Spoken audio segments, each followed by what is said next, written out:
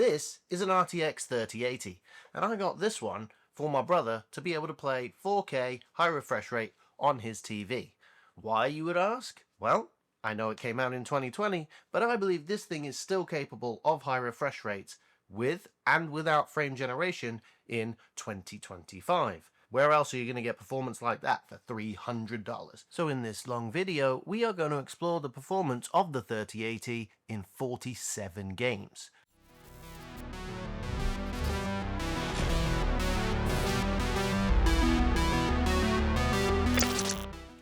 If you're here for 4K 60 at ultra settings with no upscaling, you're going to be sorely disappointed. That's not possible on a 3080 anymore. So to set expectations, we're going to be using the upscaling heavily, and we're going to be dropping to medium, sometimes low settings. This test is not designed to max the 3080 out and see what its maximum capable performance is at ultra settings in 2025. It is to extract the most performance from it using every tool available.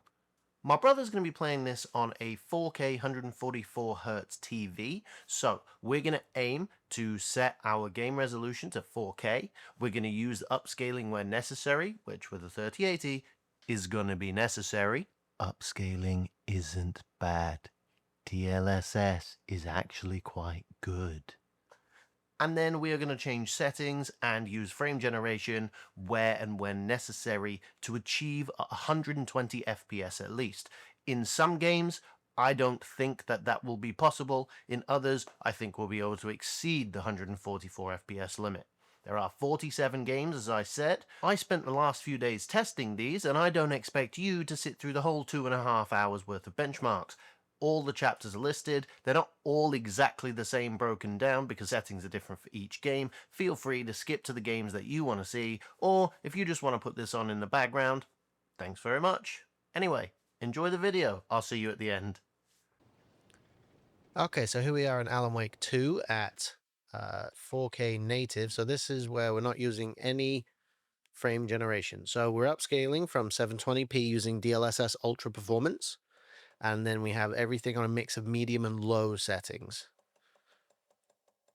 And the reason for this is to try to keep a plus 60 average. So as you can see right here in the town, we're getting 75. So we are just going to walk up to the Deerfest sign over there. Hey there. And the reflections are still decent in this game. Everything, like there's some noise in the reflections and stuff. That's going to happen when you upscale from this.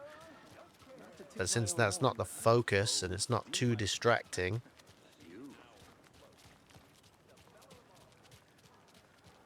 everything else seems to look pretty good. The details are decent. You get some pop in there on the trees when it loaded in. Okay, so now we are going to try, with some lossless scaling and some Reaver Tuner, we are going to lock the FPS to 60. And then we're going to do a fixed 2 times frame generation using lossless scaling. So let's see how that goes. There we go. So we're going from 60 to 120. Then as we move into the game, you can see it drops into the 50s. And this is also mostly because I'm also recording. So without the recording, this does in fact stay at about 60. Just how much coffee have you had today, Charlie? You can see that there's a bit of motion blur on the overlay, but in game, it's really not all that awful. And to be honest, playing on a controller and a TV, this doesn't look too bad at all. But as you can see, it's going about as low as 48 FPS. Now we are going to try locking this at 48. And then we're going to see what happens if we just double that to 96. And it still drops a little bit, but it still feels responsive on the controller. There's no real problem here. The reflections and stuff still look fine. The game still runs fine. Now there is capacity for more in this card, but the problem is at low, you can't really drop much more in the settings. And the picture quality also doesn't look the best that it could. Now you could go from like 35, 40 FPS to 70 or 80, or maybe 30 to 60, but 30 FPS with the frame generation does not look good. You can see here there's already some artifacting around Saga. It's very minor, but that's usually because of the upscale from 720p. The frame gen at 48 lock looks fine. The details look good. I would play this game like this. I would lock it to 48 and play like this. Now, let's see what happens if I try and use 3x for frame generation, go to 144 from 48. See if we can manage that. We're going to change the multiplier, fixed 3, like this. And what do we get? Nope, that drops the frame rate too far. Oh, no, never mind. It's fine, it just had to set itself up. 144 from 48. See, now though, you get all this artifacting around Saga that doesn't look as good. You get the smoothness of 144, for sure. I can see the smoothness. The latency in the controller is not noticeable at this point, but you can see that, like, shadowing around Saga. I wouldn't play like this. 48 to 96 did not have that issue.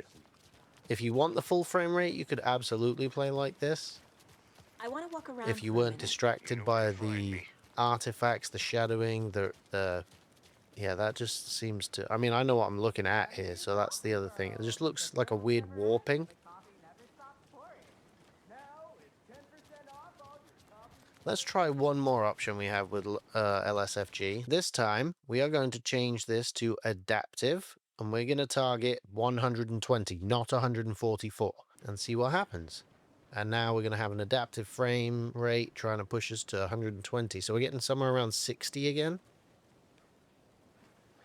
Let's see if we have warping. So we still have warping a little bit. That might be more to do with the upscale from 720p here, though. It's also not that bad. This is an easily playable experience. And like I said before, if you weren't recording, you would get the 60 FPS base. It wouldn't be a problem. This isn't bad at all. You can see on my overlay that we're getting some artifacting. But this on my monitor right here, I have a 28-inch 4K Samsung monitor, and I'm sitting an arm's length away. So being an arm's length away from this, sitting on a couch for a TV a good few feet away, at least 6 to 8 feet away, you're probably not going to notice any of this, and it'd probably be fine. 120 FPS in Alan Wake 2. I'd call that. That's what LSFG gets you here. You can pick whichever one of those you want to play with. But all of these, for myself on a 3080, almost all of these are playable except for the 48 up to 144. That was just too much. Alright, so now we're in Assetto Corsa Competizione, and we are at 4K. Frame rate limit is 70 right now. Let's change that. Go all the way up to 144 and see if we can reach it. So there we go. Let's go to Epic, and then we'll go to DLSS, and we'll go to Performance, and we'll turn the sharpness up to about 15. Alright, so we're just about to start. We've got 104 FPS. See what happens as we thunder down the straightaway. Go, go, go, go, go. What we got? 110. So over 100 FPS. The sharpness is too high. I'm going to turn the DLSS sharpness down again. Yeah, see, this is not necessarily how I would play this. I think the sharpness is too high. Okay, let's go back in here then, and we'll go down to... We'll turn the sharpness to 0 on DLSS. Okay, so let's target 140 FPS. Frame rate limit, and we'll go all the way up to 70. So we'll use the in-game frame rate limiter. And then we'll go to lossless scaling, and we'll do fixed 2, go the Q target back down to 1, scale. Let's disable full screen. Confirm. There we go.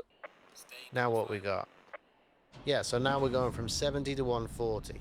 Now if you're playing this on a controller, even on a wheel, you're probably going to want 70 on a controller is probably fine if you just want the smoothness of 140. This is probably more than okay, especially on a TV. If you just want to play some sort of sim racing game with a controller on your TV in the living room, this will be it. This doesn't look bad at all. It doesn't feel bad either. It feels almost identical to previously. and if you're using a VRR display, you're never going to notice any issues with this. The sharpness being turned back down to 0 makes a huge difference. And I don't notice, and look at the power usage, you're only using 240 watts on a 3080. Let's come across and cut in. Oh, he spun me. Oh, that was my fault. That was my fault. But this is how I would play this. I would play this like that. If you want 120 FPS, then mess with the settings. Go down to like 4K medium maybe, rather than high, and then use DLSS still. But this is how I would play. Epic settings and then DLSS performance, and then lock it to 70 and double the frame rate to 140 with lossless scaling. That's how I'd play Assetto Corsa Competizione. Now we're in Atomfall. As you can see, let's look at the settings. We are currently at borderless, 4K, no VSync, unlimited frame rate. The menu frame rate is 30, background frame rate, I should say. And then we're at 4K medium.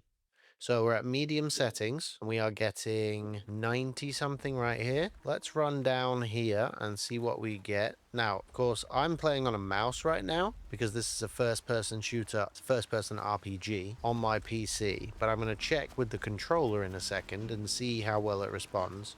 If I was playing a high frame rate here, I would probably, with the 3080 like this, at 80 something, I wouldn't turn the settings down, because while this game is fine up close, it does look not as great in the distance. I mean, it's fine because it runs well. If I look down here and aim down sights, you can see that we start to drop to 72.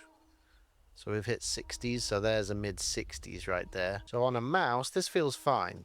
Now, if I swap to a controller, feels fine too, not really any issues. But what happens if we do this? Let's go to options. We'll go foreground frame rate limit 60. So we'll just use the in-game frame rate limiter to 60. There's lots of motion blur here when you turn this. It looks fine though. On a controller, feels fine. No issues really. We don't really drop from 60 here either. This is an intensive thing to do in this game for whatever reason. It must be the effects. But now what happens if we activate lossless scaling at 2x? So we are dropping some frames. And you can see the blurring on the HUD. When I turn the aim on the controller, you can see the blurring on the HUD elements. Now, let's try something to get rid of that. If I pause, scale, let's see what happens if I do this. So the flow scale currently is at 50% with performance mode on. So let's unscale. We'll put the flow scale to 80 and then we'll scale again. And now let's see if that is as bad. It's lighter, it's not as bad, and it goes away faster. But you can see we drop from 60 now. Doing this, we drop into the 50s. When I do this without recording, it seems to be better. But there is a trick that we can do in this game to see if we can stay at 60 doing that. So what did we drop? We dropped into the 40s. On the controller, this doesn't really feel bad at all. It feels pretty responsive. Let me see what it feels like on the mouse. So it's a little slower on the mouse than it was before. And I can really see, and you can see with the flow scale at 80, the mouse doesn't do as bad with the reticle as it was. So instead, what we'll do is we'll go into the menu, we'll go to options, and we'll change the render scale to 85%. This in this game barely looks any different. But now, look at the difference. I wouldn't really go much lower than 85% res scale, to be honest, in this game. I don't think it looks as good at that point. At some point, it just starts to lose detail everywhere. But at 85%, it does not look bad whatsoever. And if you're sat, like I say, on a TV far enough away, on a controller, this doesn't look bad. And look at the difference. Now I'm moving the controller around. There's barely any... You can see it just... I'll try and slow down the video and show you, but you can barely see any of the artifacting anymore. 60 to 120. So there are two ways that I would play Atomfall. I would play like this. 60 to 120, just like this. And then I would also probably play, If I went like here and went to the foreground, 90.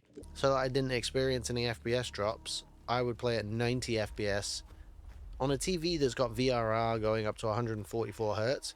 This game, single player, just doesn't make much difference. You're not going to notice the change. You don't need more than 60 FPS really, unless you want the smoothness.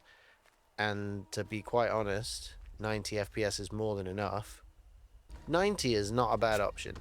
I'd play it like this or from 60 to 120. I don't think that this game is, I don't think it's necessary to do any more. So with that, let's move on to the next one, which should be the Black Myth Wukong benchmark tool. As I don't own this game, but I do like that they put the benchmark out on Steam so that we can try this. And I know that my brother is going to want to play this game on his TV. How are we going to play this? Let's have a look at what options we have. So display, borderless, that's fine. 4K, frame rate cap off. Let's just see what we can get. Motion blur off for sure. So ray tracing off, frame gen off for right now. We'll do 4K medium at DLSS performance. Let's have a look how this goes.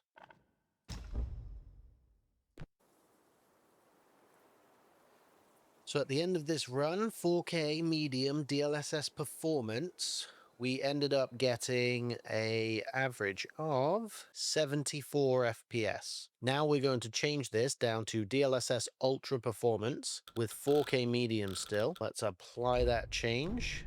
There we go. Still no frame generation. Benchmark, confirm, and we will see what the difference between performance and ultra performance is. Usually another 15 to 20%. Well, this is significantly higher. DLSS doing such a good job that I can barely tell. Like a bit of a softer image and things just aren't reconstructed quite as well. Ultra performance, upscale to 4K, is close to looking native, but not quite. So it's somewhere between 2880 by 1620 and 3840 by 2160. But honestly, still looks fantastic. And once again, sitting on a TV, you're not going to notice this, but you are going to notice the performance. So I'll be back at the end of this run to let you know what we got this time. And with DLSS Ultra Performance, 4K medium settings, we got an average of 85. We gained 11 FPS. That's about 15% improvement. So now, with that, we're going to try the next thing, because at 85 FPS, I think that we could cap the game to 120, turn on frame generation. All right, so we can't use DLSS frame generation. So what we will do is we'll go to the display, we will do frame rate cap 60, and then we will go lossless scaling fixed 2 times. We'll turn the flow scale down to 50 again. We'll scale, and now we'll see if we can get a lock 60 to 120. Again, single player game, 60 FPS is more than enough, but if you want that smoothness to 120, this is what you'll want. And I'm not really seeing any defects right now because we're not in a game with the HUD. We don't have any quick movements. You can see on my overlay that lossless scaling sort of blurs it, makes an effect when it doesn't know what's behind it. That's similar to what happens with a HUD. It's pretty stable here, but I'm going to be back at the end of this run to let you know what the base frame rate was. So at the end of the run, you can see we got an average of 59 FPS. Although, as soon as I stopped recording midway through the run, it was solid 60 the whole time. So clearly recording does impact that when you're trying to use frame generation with lossless scaling. So I would play like this on a 3080 10GB, 4K, medium, locked to 60, lossless scaling frame generation up to 120. All right, let's move on to the next game. We're in Call of Duty Black Ops 6. This one, it is what it is. We're going to benchmark it. These are optimized settings for maximum frame rate. Frame gen off. All right, so we're going to 4K again. We're using DLSS performance. Now in this one, again, we're aiming for 90 to 120 on a TV on a controller. Preferably, we can get the whole 144 here. This is what we want in a competitive shooter, but we're going to find out.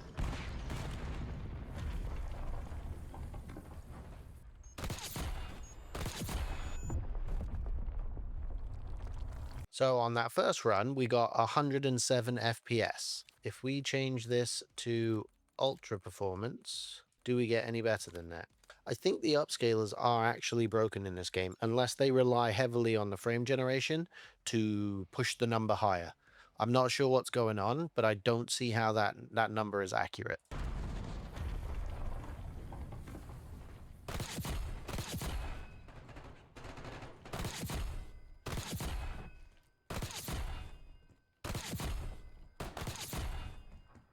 So what did we get here? Let's find out. Probably mid 120s. 123. So we got 123 FPS. You could play like that. Let's see what happens if we turn frame generation on and put a frame rate cap at 144. So now we're going to go to quality. We're going to turn the frame generation on, frame rate limit, and we're going to go 144. So now we have the frame generation on and 144 FPS with DLSS Ultra performance and all the settings low at 4K. So let's see what happens. Can we lock to 144? Well, we know that the frame rate cap doesn't work, so that's fun. The frame time graph with the frame generation on is pretty stable, though. That's good. It's a good sign. It's smooth.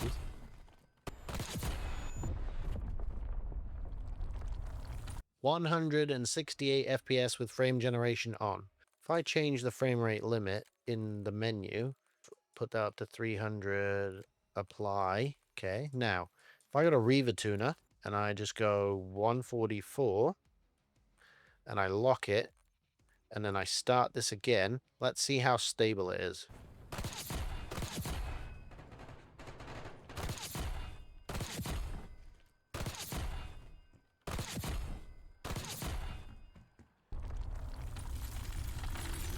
This game absolutely ignored my frame rate limit from Riva Tuner.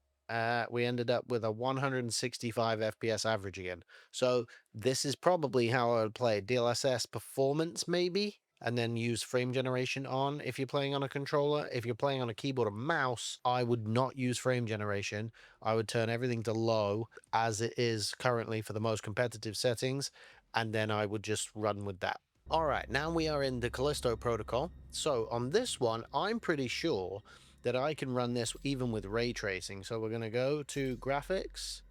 We're going to do preset. We're going to do high lighting, high ray traced, shadows enabled, ray trace reflections, or ray trace transmission. So those are all on. We're going to go, so this only has FSR2. So let's see what we have at native. Well, the 3080 is struggling here, clearly. Big stutters. And we're losing 5 to 7% due to the recording at the same time. But I'm not sure this is even going to reach 45 average FPS. It looks more like 37 to me, but we'll see. So we can't do native like that. We'll go graphics, and we will in fact turn FSR2 onto balanced, so it looks better. Apply, test performance again. Let's see what we get. Now the goal here is to get 60 or above on average. We might need performance upscaling, because if we can get an average FPS and then lock to 72 or 70 and go to 140, that would be fantastic in a game like this. We could also do 60 to 120 if we can't reach 70 very well. What do we get? 66. I'm going to go to performance test. Let's see what we get this time. Now you can start to see all the little artifacts of stuff just not being as good. It's not a bad implementation of FSR2, it's just that FSR2 just isn't that good. If we get 72 or above, then we can lock to about 60 and go to 120. And we got 72. All right, so options, graphics, general, frame rate limit 60, apply. Now we've come down to 60, so now we're going to turn on LSFG fixed 2x. So we'll go back to Callisto Protocol, Control OS, turn this on, and it may drop some because I'm still recording, of course. Bear in mind this is 4K ray traced, and this isn't bad at all actually for smoothness. I can see it. If you're playing this on a controller or on a TV, once again, these slight drops to 40 or so really aren't going to be noticeable unless you start getting hitches or stutters that cause apparent issues. And that might be, at that point, drop it down maybe, turn the ray tracing off, turn the settings down to 4K medium, not high. And we got an average frame rate on this of 50 up to 100, so we didn't get as high. So now let's go down to graphics and we'll do medium. So ray tracing is now probably off. Lighting, ray trace shadows, disabled. Yeah. So we just have screen space reflections on. Go to frame rate limit off. Let's see what we get at 4K medium. This will be a much higher frame rate.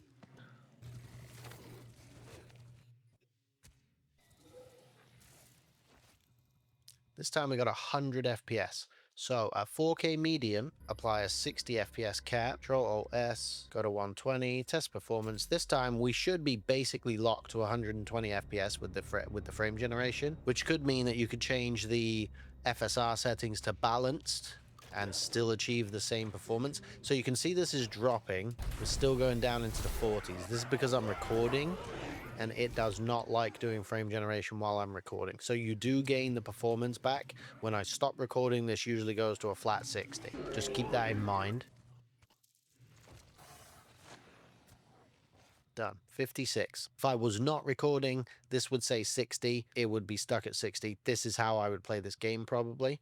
If you like the really high frame rate and the massive power usage, you could just let it run at an unlimited frame rate or lock it to 90 or 120 or something. But I would play it locked to 60 with the frame generation to 120 on a TV, because again, single player game with a controller, there's not more needed from it, and it's going to look great. Now I'm in Clair Obscur Expedition 33. A lot of people really like this game, but performance-wise, it's not necessarily excellent, but it is a good one for UE5. So we're going to go to 4K medium. We're going to go straight down to DLSS performance. Max FPS unlimited, we'll see what we get. And there is no frame gen, it looks like built in. And we're currently getting about 60. Now, I'm not a fan of how this game looks. I just don't like it. I think that there's too much... I don't know if it's artistic choice. Been ready. But there's a lot of what looks like noise that just cannot be removed. Is there a sharpness filter? Yeah, it doesn't look like it. It just looks like there's all this extra sharpness that is unnecessary. So standing right here, we get about 60. So let's try. That's not enough, really. I mean, it's fine if you want to play like this, but let's see what happens if we go to ultra performance, and then if we can use the lossless scaling frame generation again. So let's go to ultra performance, apply. Let's see how well this scales. DLSS just does such a good job rebuilding an image that I really can't tell much difference sitting here. This does not look bad, and it feels much smoother. This is a slower game. It's a turn-based game. See what happens when I sprint and move around. I set up these grapple shortcuts. Nice, huh? Don't tell your sister, though. I sort of borrowed the Let's see hooks what from you. happens if I go to low. Does it make me reboot the game? Quick preset, low. There we go. Low DLSS Ultra Performance still. See what we get now. Well, that's interesting. I mean, a few things look a little different, but this doesn't look much worse at all. Sophie They've will done a already pretty be good arrived job by the there, time we've actually, arrived. making the game look really good at low settings. I don't like how the sharpness thing looks, but I gotta say, it's pretty decent. Now, at low settings, I can definitely see what's happening. You can see right there. That's not great. But if you're not looking at character faces too much, you're looking at the world detail, you're playing the game, doesn't look bad at all. With this game, I think we're going to lock to 48 FPS first, and we're going to see if we can get 96. Settings, does it have a maximum frame rate? Let's see what happens if... Let's go to 60 first, since that's built into the game. Ctrl-Alt-S to double the frame rate. Oh, no, that's not working. Okay, wait, are we on full screen? Yes, we are. Borderless, windowed. Fixed 2x. Let's try this. It's full of flowers. There's definitely still that, like, motion artifacting. But that's because the flow scale is at 50. If you turn that flow scale up to 100, it's a lot more intensive at 4K, but it does get rid of the motion artifacting, so you could turn it up to 75 or 80 if you had the headroom. I think on a TV, I would play like this. Like, do the maximum cap of 60 and just let the frame gen do the rest. Well, that was pretty smooth. If that's how the fighting goes in this game, honestly, I don't see why you would need more than this. But I would say maximum FPS 60 and then just turn on 2x frame generation, and this game would be fine. Maybe not on low. Maybe let's change the settings back up to medium. Yeah, I think that's probably better. You're going to get some artifacting now when it drops below the 50s and stuff from the frame gen, but I would play this at 4K medium probably. There's probably an optimized setting guide as well. But honestly, if that's how the fighting goes, and the worst you have to do is a QuickTime event. You could do those at 30 FPS, so you can do them at 48, you can do them at 50. I don't think this would be a problem. I would play this game like this. Alright, so now we're in Cyberpunk 2077. DLSS turned on to ultra performance once again. Let's try on performance first, since we're at 4K high, and we'll see if we can get a 60 FPS experience with a little bit of ray tracing too.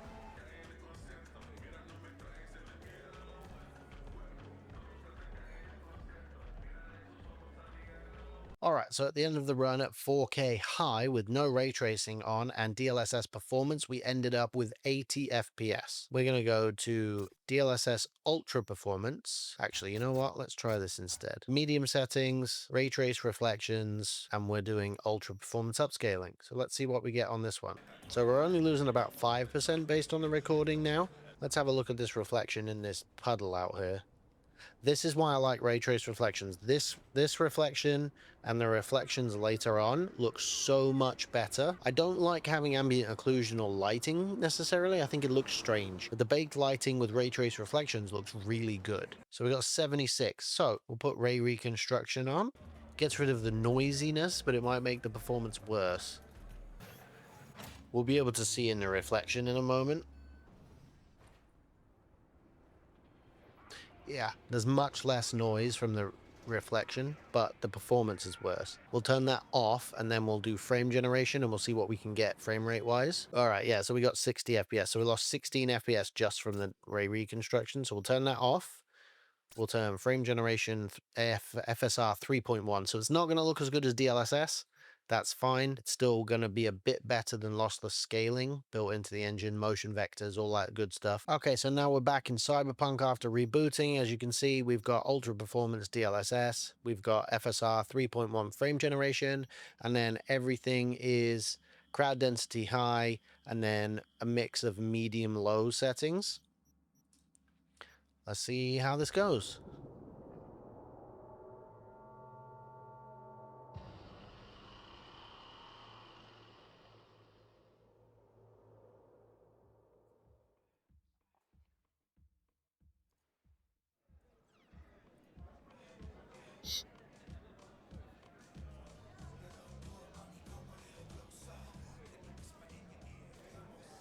That doesn't look too bad.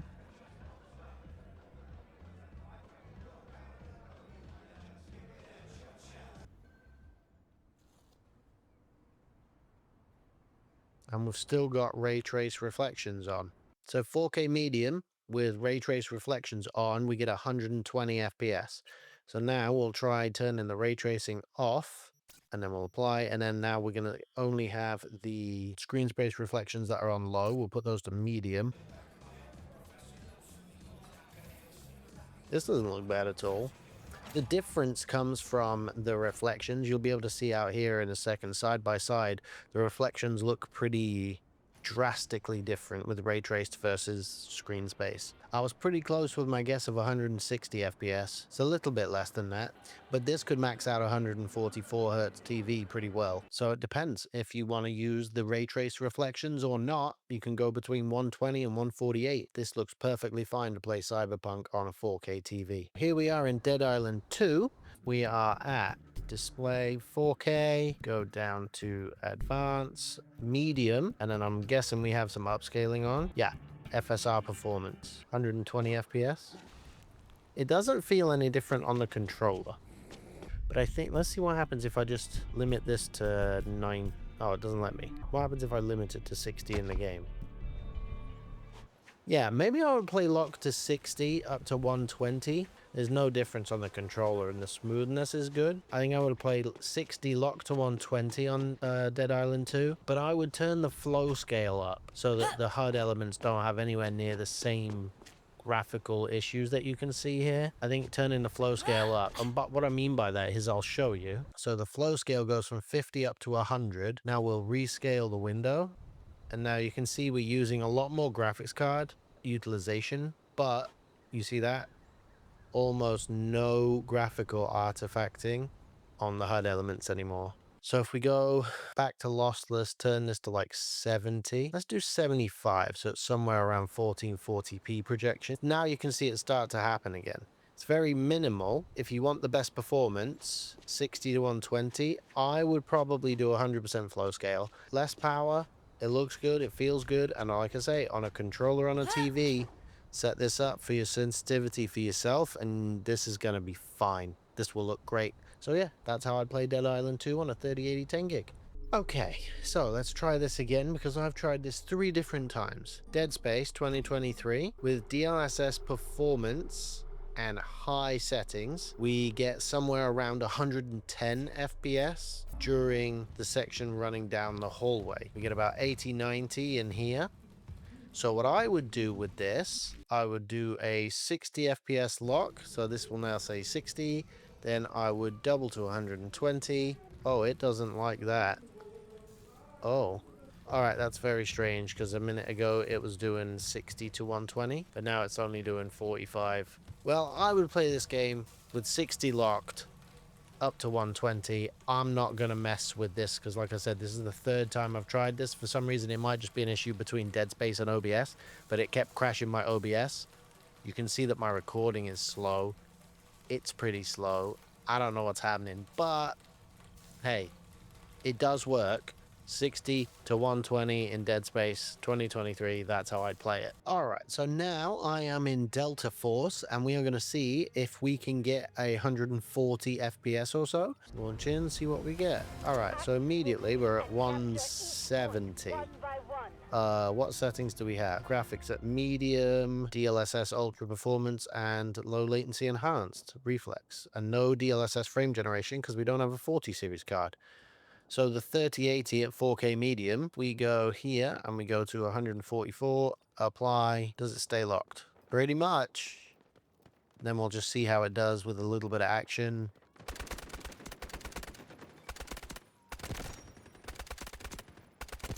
This is just a quick medium. I would imagine there is also a write-up for optimized performance. What happens if I change this from ultra performance to performance? No perceptible difference in terms of actual frame rate, but the image quality is better.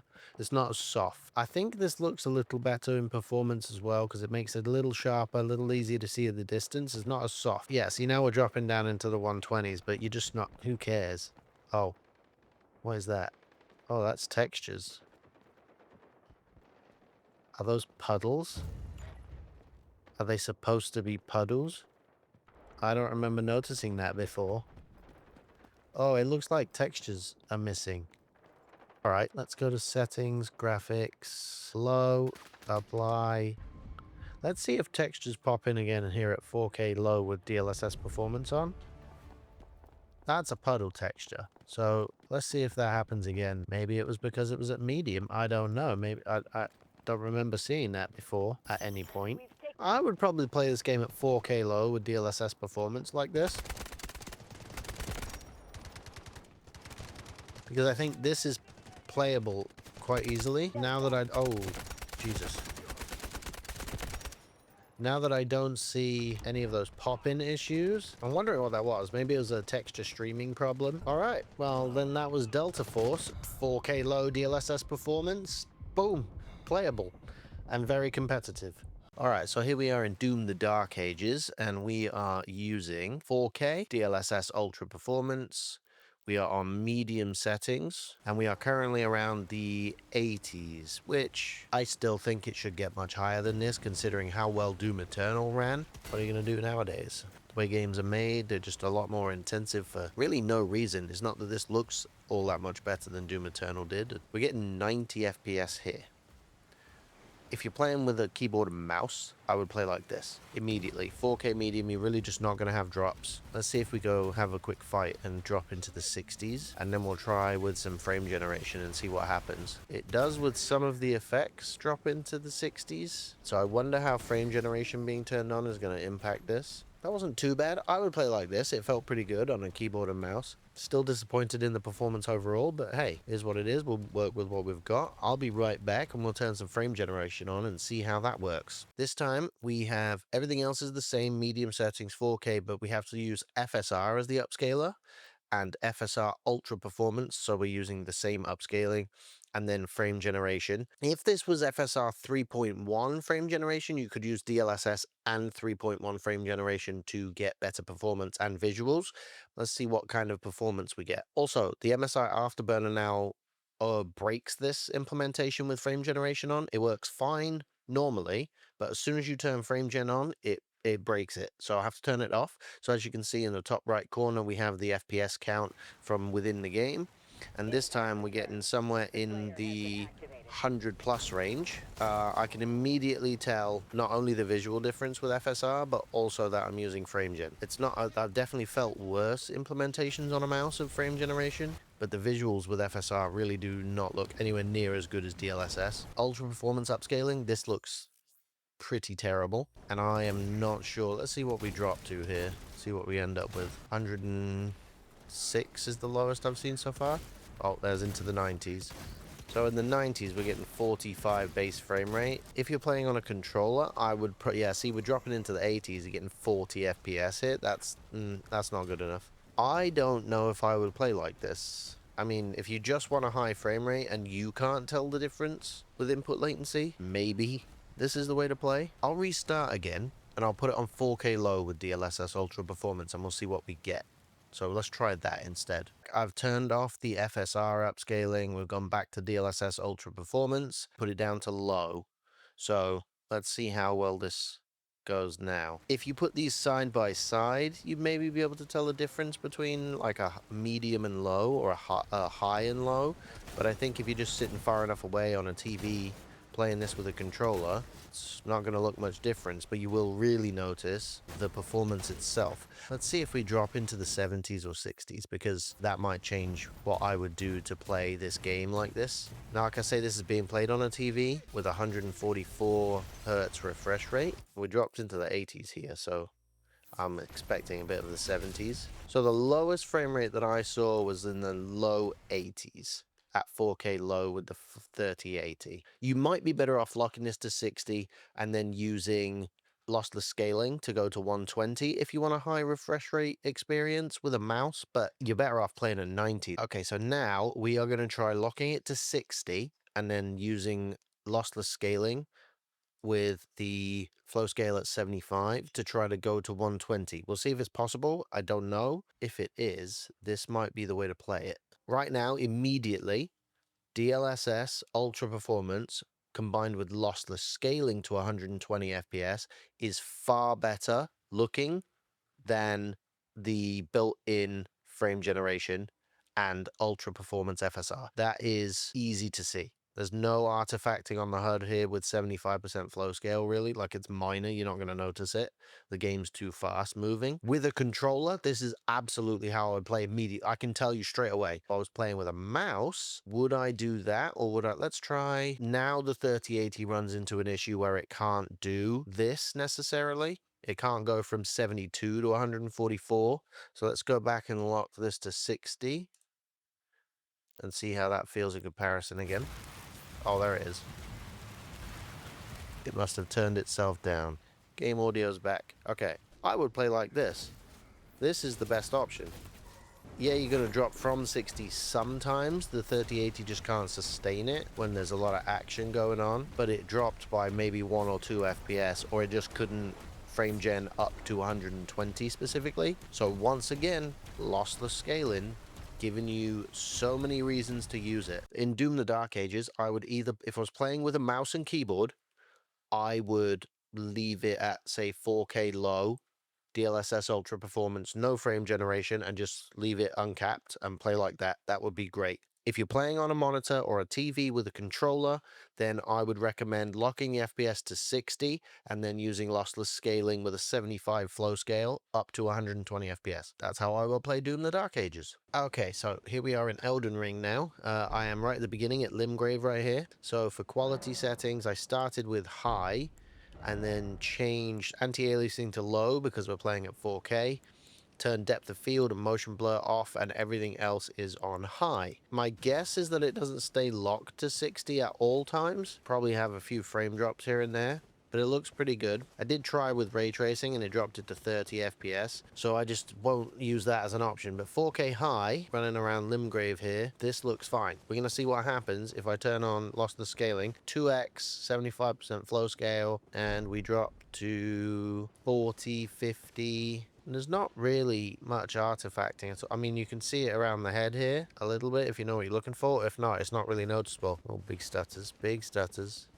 It's probably loading things in. Don't know what that is, but I'm going to stay away from it because I don't like these games anyway. Terrible at them. Okay, so we're not going to get 60 locked. This doesn't feel bad, though. I wonder if I go to 4K medium. Actually, I'm going to come back and try something else. We're going to try upscaling using lossless scaling as well as the frame generation from 1440p. So let's see how that works. Okay, so we're back in Elden Ring at this time. I'm using LS1 upscaling to go from 1440p to 4K with the frame generation 2x enabled as well, flow scale at 75. Should be fine with the HUD elements. The only thing that I changed here, because we dropped the resolution, is I turned the anti-aliasing quality up to high. You could, theoretically, if you wanted, turn motion blur and depth of field on, and it would hide. So if we do this, if we go to high and high, if we do this, you'll notice that the motion blur and the depth of field effects cover up some of the upscaling, because this doesn't look as bad as I thought it would. In fact, if you want to play at 120 FPS without using so much power that the 3080 will drain your wallet, this would be the way to play it. We'll compare it to 4K low in a moment, and we'll see what the difference between 4K low and 1440p upscale to 4K is, but this is actually a really good way to play. The 3080 is definitely better suited to 1440p now, by far. But to show you that you can run 4K, you just have to make some compromises. That's what this whole video is for. Alright, so we're back at 4K low after exiting and coming back into the game. Custom settings right here. So we have the shader quality set to high because it doesn't seem to have any impact on performance. Everything else is low or off. You're going to see straight away that there's an issue that isn't present in other options. And that is this.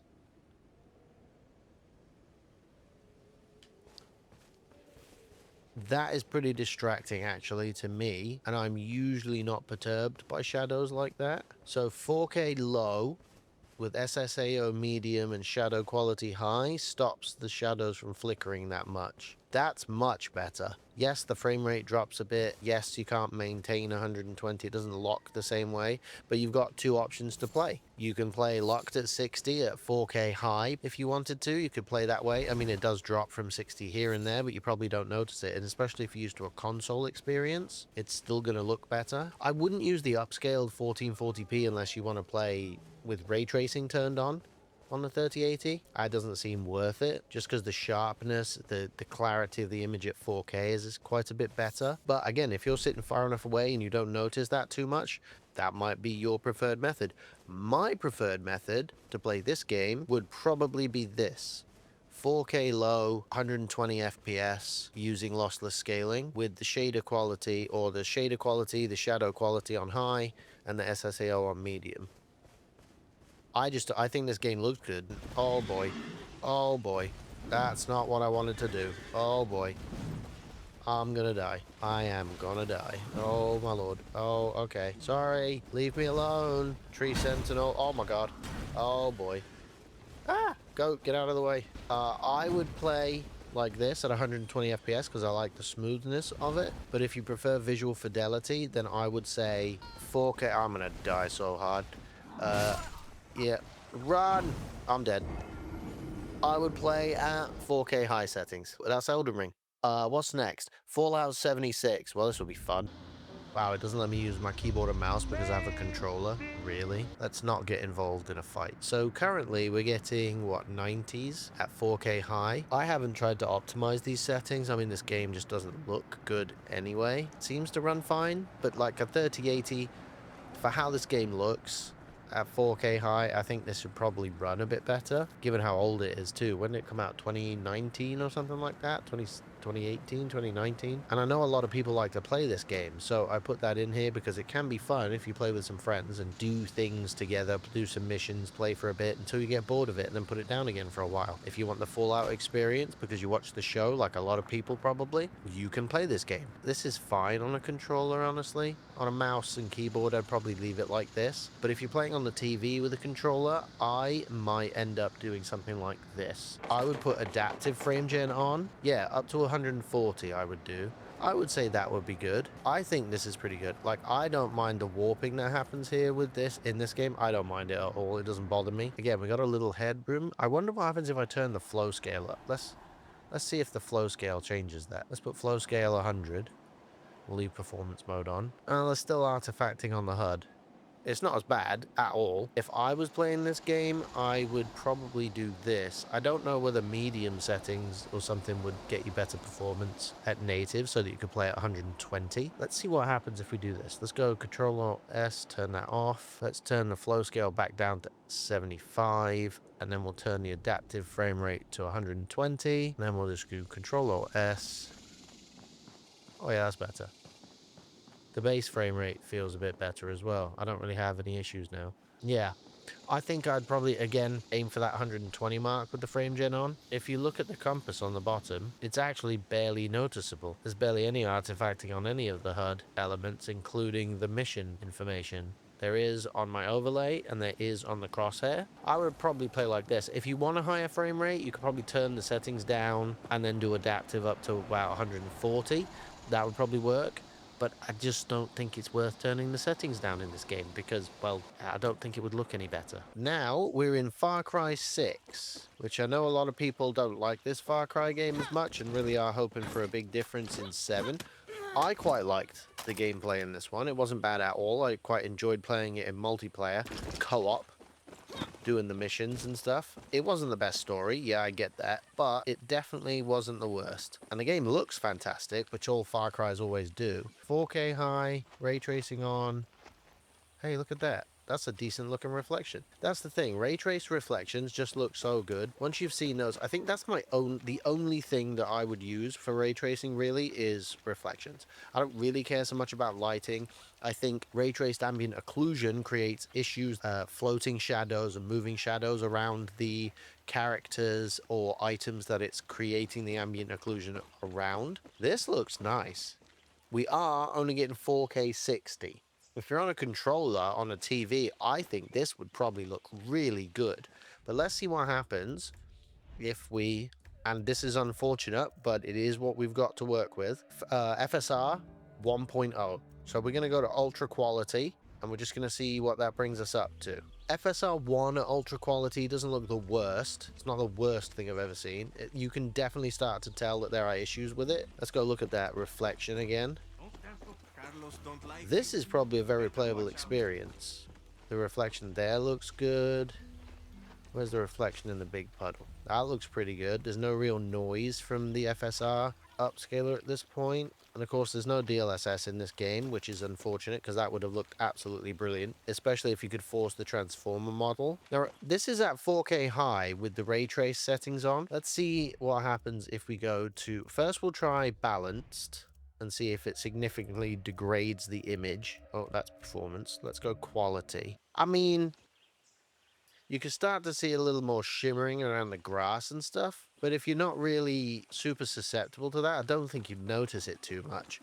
You're playing with a controller, I don't think you would care, because this is excellent. We're getting 90s, running ray traced with FSR quality.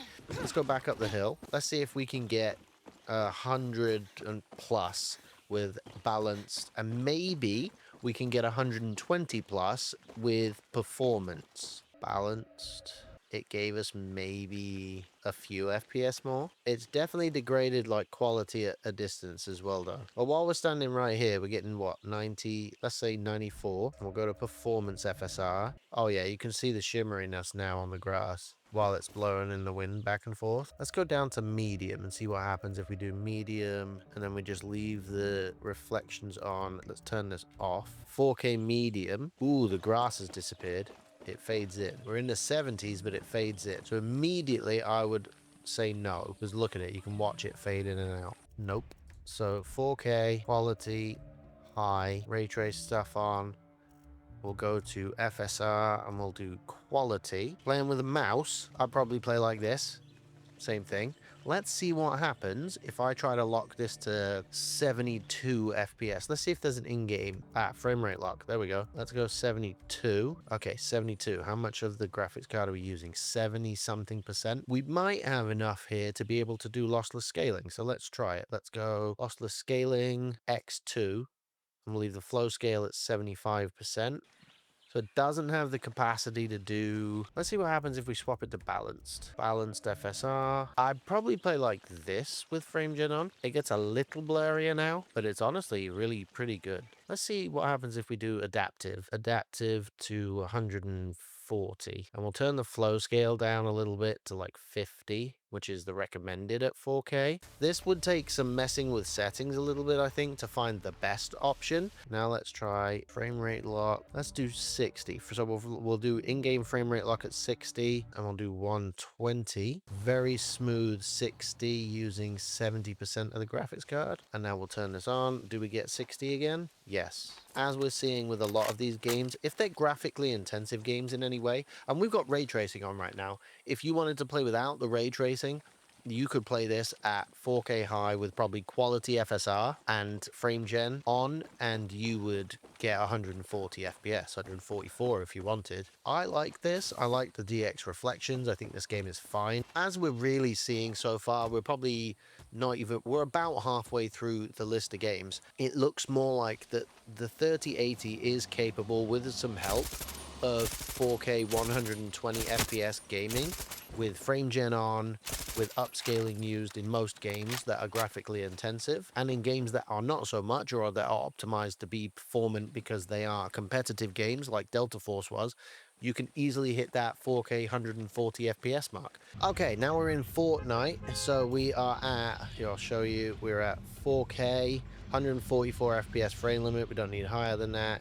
DLSS performance and low settings, because of course we want the least latency possible here. So let's see what we get. If I show you my overlay, you can see that the background isn't working very well, so you can't really see. We're using 90% of the graphics card, something like that. I don't know how to play. I'm probably not going to kill anybody here, but we're getting 144 FPS, which is good. This feels smooth. 144 FPS, no big deal really here. This is probably straight away how I'd play it. You don't have any visual clutter.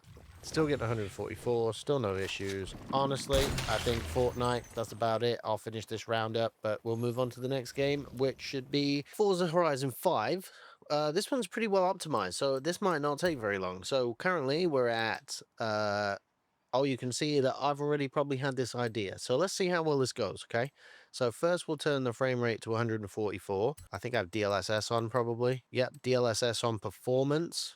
Good, solid, that works for me. High mix. Yeah. And we have ray tracing on high. Okay. Oh. Alright. Well, that was really easy, because look at that. 144 FPS already. Let's see what happens if we go to DLSS balanced. Wow, this game is very well optimized. DLSS balanced. Now we should drop. Oh, I guess not. Okay. We're using the same amount of power. I have zero issues with this. The water looks fantastic over there. The reflections look really good with those ray trace reflections on. The dirts and stuff look really good. The cloud reflections in the car look great. See what happens if we smash through grass and things. So, does it drop? No, it doesn't. That's clearly not that intensive. If you want to play Forza Horizon, even the next one I would assume is almost as well optimized, because they just do a really good job with these games. You want to play Forza Horizon at 4K on a TV, I think this would probably be really good. You can see that. So now we're right here in the Horizon Festival area, and we're still getting 120. Forza Horizon 5, there you go. All right, so here we are in Gears 5. I will show the settings after this benchmark, but these are the settings I was running on my 5070 Ti, and we're currently running this on the 3080 10 gig. It's not awful, an average frame rate of 58. So let's have a look at the video settings we've got set up here. ultra textures are installed, ultra settings basically everywhere, and as far as I can tell, there's no resolution scaling on. Yep. So 100%. So basically maxed out settings in this game, and it's still got just under 60 FPS. So let's go down to medium, which is what I normally would recommend with the 3080, 10 gig now. All right, let's restart the benchmark and see what this gives us this time. Immediately double the performance. And if you're looking at this saying, I don't see much difference, me neither, you're not alone. Ultra settings are stupid. Fight me. I don't care. So we got 103.5 FPS. Let's try going down to let's do 75%. Let's see how much performance that gives us. And if this doesn't get us to 120 to 144, we'll go down to 1440p. Bang, 144. This game scales really well. If you're playing on a 4K TV or a 4K monitor, 1620 just doesn't look bad at all. So this game scales well enough that there's no need for any frame generation. And look at the usage on the 3080. It's gone down considerably, using well under 300 watts now. This is probably how I would play, 75% res scale, medium, and it only hit 144 because we set a maximum frame rate. It would probably go higher than that. Resolution scale, 75% with a cap of whatever my TV or monitor's refresh rate was. Especially if you're playing on a controller, you could turn the graphic settings up and go to half refresh rate at 72 if you wanted to. So then you could have both. You could have that image quality and the performance if you're playing on controller. If you're playing on keyboard and mouse and want a higher refresh rate, do this. If you want the best of both worlds, mix and match. This game scales really well. That's Gears 5. Okay, so now we're in Gears of War Reloaded, and we're currently running a benchmark. This is the first one I've run, so we'll see what the video options are. This is just what it's set by default. I'm pretty sure there's still a cap of 144 FPS. Average frame rate 123. So what's our visual settings? 4K, max frame rate 144, resolution scaling quality. So that must be DLSS on, and then that's everything high. Let's change this to balanced. So now we're at 4K, same settings, everything on high for Gears of War Reloaded, but we just have balanced DLSS. We'll see if that improves it. It seems to be, yeah, definitely, because it's locking to 144 maximum all the time now. If it wasn't maxed out 144, it would send the average higher, because this is not a benchmark for the maximum amount of graphics. And see how powerful the 3080 is. This is a, how would I really play these games in 2025 on a TV that's 4K 144 hertz? How would you play them? If you would play them differently than I have set up, let me know in the comments and why. And maybe let me know if you want me to test in a different way some of the games that you also saw on here in a way that you would play them so that I can test it that way. Yeah, so average frame rate 130, this would be higher, but I would say based on that, let's just see if FSR or DLSS FSR. Jeez, I've had AMD for too long. All right, so now we're on DLSS performance. Restart the benchmark. Performance just looks like native at 4K, really. There's almost no difference, and in some cases it looks better. Pretty sure this average FPS is going to be about 139 now. Well, I'm close. It's 135, 136. There's not really much difference between DLSS balanced and DLSS performance. So either one. A little bit like Gears 5, you don't need any frame generation. You can just sort of mess with the settings and scale it a bit. You'll get 144 maxed out. So that's it. That's Gears of War Reloaded. Looks pretty good. I've never played Gears of War, but that looked pretty good. So I might have to try this out more than just benchmark it. Okay, so now we're going to do Ghost of Tsushima. So in the launcher, you can see we're at 4K. And then we have DLSS performance on, reflex low latency. Frame generation is off, but you can turn it on, so we'll try that later. And then in the graphic settings, we're set to high. We are getting 100 FPS. I'm right at the beginning of the game here. This looks really good, though. I think those are probably embers from a fire they're supposed to be. The upscaling is clearly struggling with that. It doesn't know what to make of it. That's fine. We're not looking at that anyway. Okay, so clearly 100 FPS. This is super easy at 4K high. Okay, we're back in. This time we are using FSR3 frame generation, and we put VSync on for 144 FPS. We're going to see what we get. 128, and it's going to drop obviously when you do fights. Wow, you can tell I don't play these games, I just benchmark them because I don't have a single idea how this works. I'll tell you what, it's kind of crunchy though, isn't it? I see why people like the combat in this game. It's proper crunchy. And we're at 120. This is with frame gen on too. Okay, we're back in again. This time I changed the FPS to 120, and the only other thing I changed was SSAO to performance rather than quality to see if we could stabilize that base frame rate, and honestly this looks really good. Everything else is still high with DLSS performance, but to be honest, the way this looks is fantastic. I would play Ghost of Tsushima like that. That's exactly what I would do. So I would have graphics on high with SSAO on performance, and then I would use FSR frame generation and DLSS performance combined to lock at 120 with a controller on a TV. That's how I'd play it. God of War Ragnarok is another one of those PlayStation titles that seems to be pretty well optimized. I have this set to, this is probably going to be from my 5070 Ti or 6900 XT settings. So let's see what we've got. 4K native and medium settings. Wow. Already 70, 80 FPS. That's good. That is absolutely fantastic. So you could play this game at 4K medium. Not sure you could do high. Let's see what it says on settings. If we go to graphics and we go down to high, does it tell us that we are using too much VRAM? VRAM 111%. Let's see what happens if we don't use TAA. Look at the VRAM usage. Drops significantly at quality DLSS with high settings. And then we'll just do latency reduction reflex on, high settings, DLSS quality. Look at that. This game is fantastically optimized and it looks really good. So you could definitely do, I'll do my benchmark run like I do on the others. We'll see what we get here. This is pretty good. This is so smooth too. Tell me your thoughts. Now on a 3080 10 gig, I'm not sure you could run it ultra. We'll try that in a second and see what happens. Okay, so let's restart the checkpoint. Settings, graphics. What happens if we go up to ultra? VRAM 110%, DLSS balanced, performance, ultra performance. So you could go to ultra and then use ultra performance, because if you use performance, you're going to use too much VRAM. Ultra performance though, which yes, it's 720p, but this game's probably going to look absolutely fantastic. Yep. Are you ready? It definitely does. So we're doing ultra settings. Top your shoulders. I don't notice much difference. Oh, that looks good. I don't notice much difference in terms of high and ultra.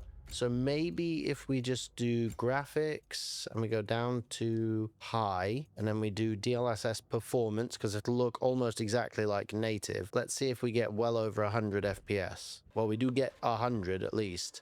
By doing this, now let's see if we can turn frame gen on. Yep, FSR frame gen. Does it or does it not work? It does. Am I to decide? And we're well over 120 FPS. 130. We hunt the predator. So it's going to drop sometimes, probably below base of 60, but It is the natural order I of mean, if you're things. playing on the controller and you want super high frame rate, this is where it's at. Absolutely. And if you really want a locked 144 FPS, then you can go like this and go to ultra performance. 150 FPS though, with FSR, frame gen, DLSS, ultra performance. I mean, you just don't need to play like this. If you don't want to play it, if you would like 140 FPS, hey, this is how you can play. But if you, let's restart the checkpoint and see what it gives us. So for this run, we are running, what are we doing? Frame gen on, DLSS, ultra performance, and high settings. So we're easily getting over 140 FPS, well over 120. Fresh kill. At least it didn't suffer. Tell me your And the thoughts. frame gen looks excellent in this game. The wolf. Yes. No real issues at all. So let's, how would I actually probably play? I'd probably play with DLSS, performance, FSR, frame gen off, and high settings. I'd probably play like this. I don't think the frame gen's necessary given how high the frame rate already is. So yeah, God of War Ragnarok runs fantastic on an RTX 3080. That is the sign of a well-optimized game and a really well-done PC port. Awesome, let's move on to the next one. So here we are in GTA 5. enhanced edition, and we are at high RT preset. I haven't changed anything else yet. So no DLSS, no frame generation on. 80 something right now. The reflections look pretty good. I think everything looks pretty good actually for what this game is and how old it actually is. The updates to it have been really good. I'm not sure how well the DLSS implementation is going to scale in this game. Graphics, is there a maximum like RT preset? Very high, maximum RT, everything's basically ultra and all that stuff. That's very close to maxing out the VRAM. Well, that's just not possible then, is it? It's getting 7 FPS, 8 FPS, maximum RT, very high RT, very high or high RT. What's very high RT gonna do? Now we go up to 45 FPS. So it knocked somewhere around 40% off of our previous performance. Turn the benchmark on and see, so... Okay, let's park right here. Yeah, see that reflection looks really good. The RT reflections look great. Graphics. Now we'll go down to frame scaling, DLSS, and let's just go straight down to performance because I like how performance looks in general. Sharpness, we'll turn the sharpness down because I don't think it needs that much sharpness. And with DLSS performance, ooh, the reflections get a little noisy. That's okay. Trying to see if there's any ghosting. There's a little bit of artifacting. Mostly around like the mirrors and stuff. Oh yeah, look at the exhaust. You can see on the exhaust as I accelerate, look at the ghosting on that. Watch as I accelerate. I'll slow it down or zoom in on the video. This is probably the worst implementation of DLSS I've seen so far in terms of the ghosting.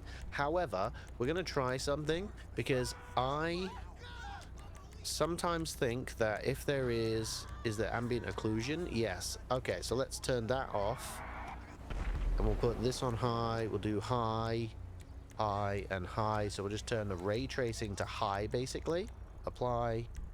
Now, the reason I turned ambient occlusion off is because I have found that ray-traced ambient occlusion seems to create ghosting issues when combined with upscalers that don't exist otherwise. And in this case, it does not fix that. DLSS performance still has the same ghosting. However, you can see that by turning the ray tracing to high, the game doesn't look all that much different. There's a lot of noise in the ray tracing. There's a lot of noise. If you look at the white car, every time we go through a shadow, you can see the noise, like right there. Let's do just reflections and global illumination, and then the BVH. So no shadows. Let's see what happens. Does it help anything? Well, the ghosting's still there. Okay, let's try. We'll change the DLSS to quality there. There we go. And then we'll see if the ghosting still exists. Wow, the ghosting still exists. With DLSS quality. Okay, so now that we know that the ghosting is still there, let's see if the ghosting exists if we turn ray tracing off. So no ray tracing, and the ghosting's mostly gone. There's very little ghosting at DLSS balance now. Oh no, there's still ghosting. Look at this. Do you see that? Okay, if you look at the middle bottom of the car, instead of at the exhaust this time, look at the rear bumper right here with the diffuser, and you can see that there's just, look at that. If I go like this, it disappears. But if I go like this now you can see that there is, look at that. Oof, that ghosting is pretty bad. Now, if you're just playing the game, you're probably not going to notice that very much at all. I think this is what are we on? We're on very high. Yeah, very high and ultras. So this is probably how most people will play this game, given that it's old enough. Let's use FSR3 frame generation. And then this time I'm going to turn VSync on 140s. The ghosting is now quite a bit worse. It's actually quite distracting. The upscaler creates a ghosting issue at the back of the car. Then the frame generation frame actually reproduces that ghosting, and then the upscaler then tries to reproduce an upscaled image of an overly ghosting image, and then it's a vicious cycle. So the ghosting just gets worse, which is why you can see the flickering of it get worse as I drive. Oops, I hit a bus. It'll get worse and worse and worse until it flickers, and then it ends up with like a clear shadow happening. It doesn't know how to rebuild the image right there. So that's just getting worse between the two of them. So if you don't notice that very much, if you don't see that and think, oh, that's game breaking for me, I couldn't do it, probably play like that. If you didn't notice the ghosting with the ray tracing, I would turn the ray tracing on and then play with 80 to 90 FPS and use the built-in FSR3 frame generation just to get high frame rate. If you don't notice the artifacts or the ghosting, I don't know that I could, because I know what I'm looking for now, so I see it and it bugs me. I don't have a recommendation for GTA 5. I don't play it enough. If you play it and you enjoy the game and you don't mind the artifacts, ray tracing, DLSS performance, and frame generation on, that's probably about it. Okay, so this is Horizon Zero Dawn Remastered. It has a built-in benchmark, so we're going to just run that. And we have a high preset going on here. And then we'll go to display. What have we got here? So DLSS performance, again, works great. Let's find out if this works. So we'll run this. All right, and I'll be back at the end of this benchmark run to show you what the averages are. Okay, so the end of the 4K high with DLSS performance run shows an average of 82 FPS, which that's not bad at all. If you want to play like that with a controller, be my guest, that would be great. On a 3080 10 gig, I normally recommend medium. So we'll set medium here, and we'll do DLSS performance again, and then we'll rerun it, and we'll see how that goes. And I'll be back at the end of the run. All right, so we're coming to the end of the run for 4K medium with DLSS performance. And I think our average is going to be in the 90s somewhere. And an average of 93. Okay. So that's not bad at all. That makes me think that if we turn frame generation on, now we have VSync turned on for 144 Hertz. So let's see if we turn frame generation on, FSR3, and then run it. My guess is that we end up somewhere in the 120s to 144 pretty easily. All right. And yeah, so let's see what happens. I'm going to guess that the average goes to about 120 something, 125, 128. But we'll see. I'll be back at the end of this run, and then we'll see DLSS Ultra Performance and what we get. Here we are coming to the end of the run for DLSS Performance, Frame Generation on, and 4K Medium settings. I don't think this is going to be as high as I expected at the beginning. I think we're looking at the like 108 to 115 mark, probably. 118. Okay, so 118, not bad. That's about 120 FPS. So if you wanted to play like this on a TV because you have a 120 Hertz TV or monitor, this would probably be really good. But it does mean that you're getting a base frame rate of less than 60. You're getting a 59 FPS average base frame rate, and then the frame generation is doing some work. What happens if I turn this to ultra performance? Because again, to me, on this monitor and on my TV, ultra performance just doesn't look anywhere near as bad as you would expect. In fact, it looks very close to native to my eye. Lots of the time, it ends up with about a 15%, 20% gain to performance in other games that we've seen and other games that I play. So let's see what Horizon Zero Dawn Remastered gets. We're again 4K medium, DLSS ultra performance with FSR frame generation on. So let's see what we end up with an average for. 125. So that's not worth it. There was a bit more shimmering with ultra performance. Okay, so we're coming to the end of the run on 4K low with DLSS performance on with this 3080. No frame generation this time. I don't think it's worth it. So I would play this game with DLSS performance, 4K medium, and FSR3 frame generation on for an average that's somewhere around 120, only if I was playing on a controller. If I was playing on a keyboard and mouse, I would turn off the frame generation and play with like the closer to 90 FPS that you would get, 85 to 90, just so that the mouse lag that you would feel with frame generation on doesn't exist. This is Indiana Jones and the Great Circle, and we are currently at 4K. We have all the like extra effects, motion blur and all that stuff off. Graphics quality is set to medium, so that's everything medium. as the game sets it. I haven't changed anything else. Vegetation animation quality is medium, and then upscaling is DLSS and ultra performance. It is almost using the entire VRAM pool, so you may have to set like textures down to low here, and you can get great performance. I mean, we're getting well over 100 using DLSS ultra performance. So what we'll do now, we'll do graphics quality. Let's do graphics quality low, but then we'll change that from ultra performance to performance. Then we'll quit, and I'll be back when it loads back in. All right, so we're back in the game, and we are at 4K, low settings, and then DLSS performance. It's using 0.5 GB less of VRAM. Now, because of the high VRAM usage in this game, I would not recommend using the frame generation at all, most likely. I mean, if we try to cap the frame rate here, let's see if it changes anything to do with our FPS limit. We'll go all the way down to 60.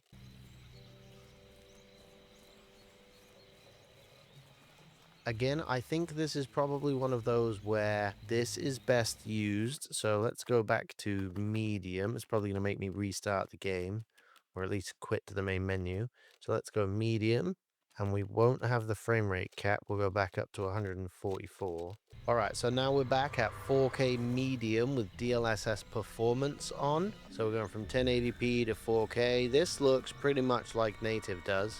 And we'll do DLSS ultra performance, and now we'll see what we get. Wow, that's huge. That's such a massive bump in performance. And honestly, I'm sitting really close, and yeah, it's a bit softer, a little less detail here and there, but if you're sat far away on the TV, this won't look different. This will look fantastic. Indiana Jones and the Great Circle, I would play this game like this. I wouldn't play with path tracing on unless you super want to. Like, I mean, if I turn path tracing on, we're going to see a massive hit to the performance.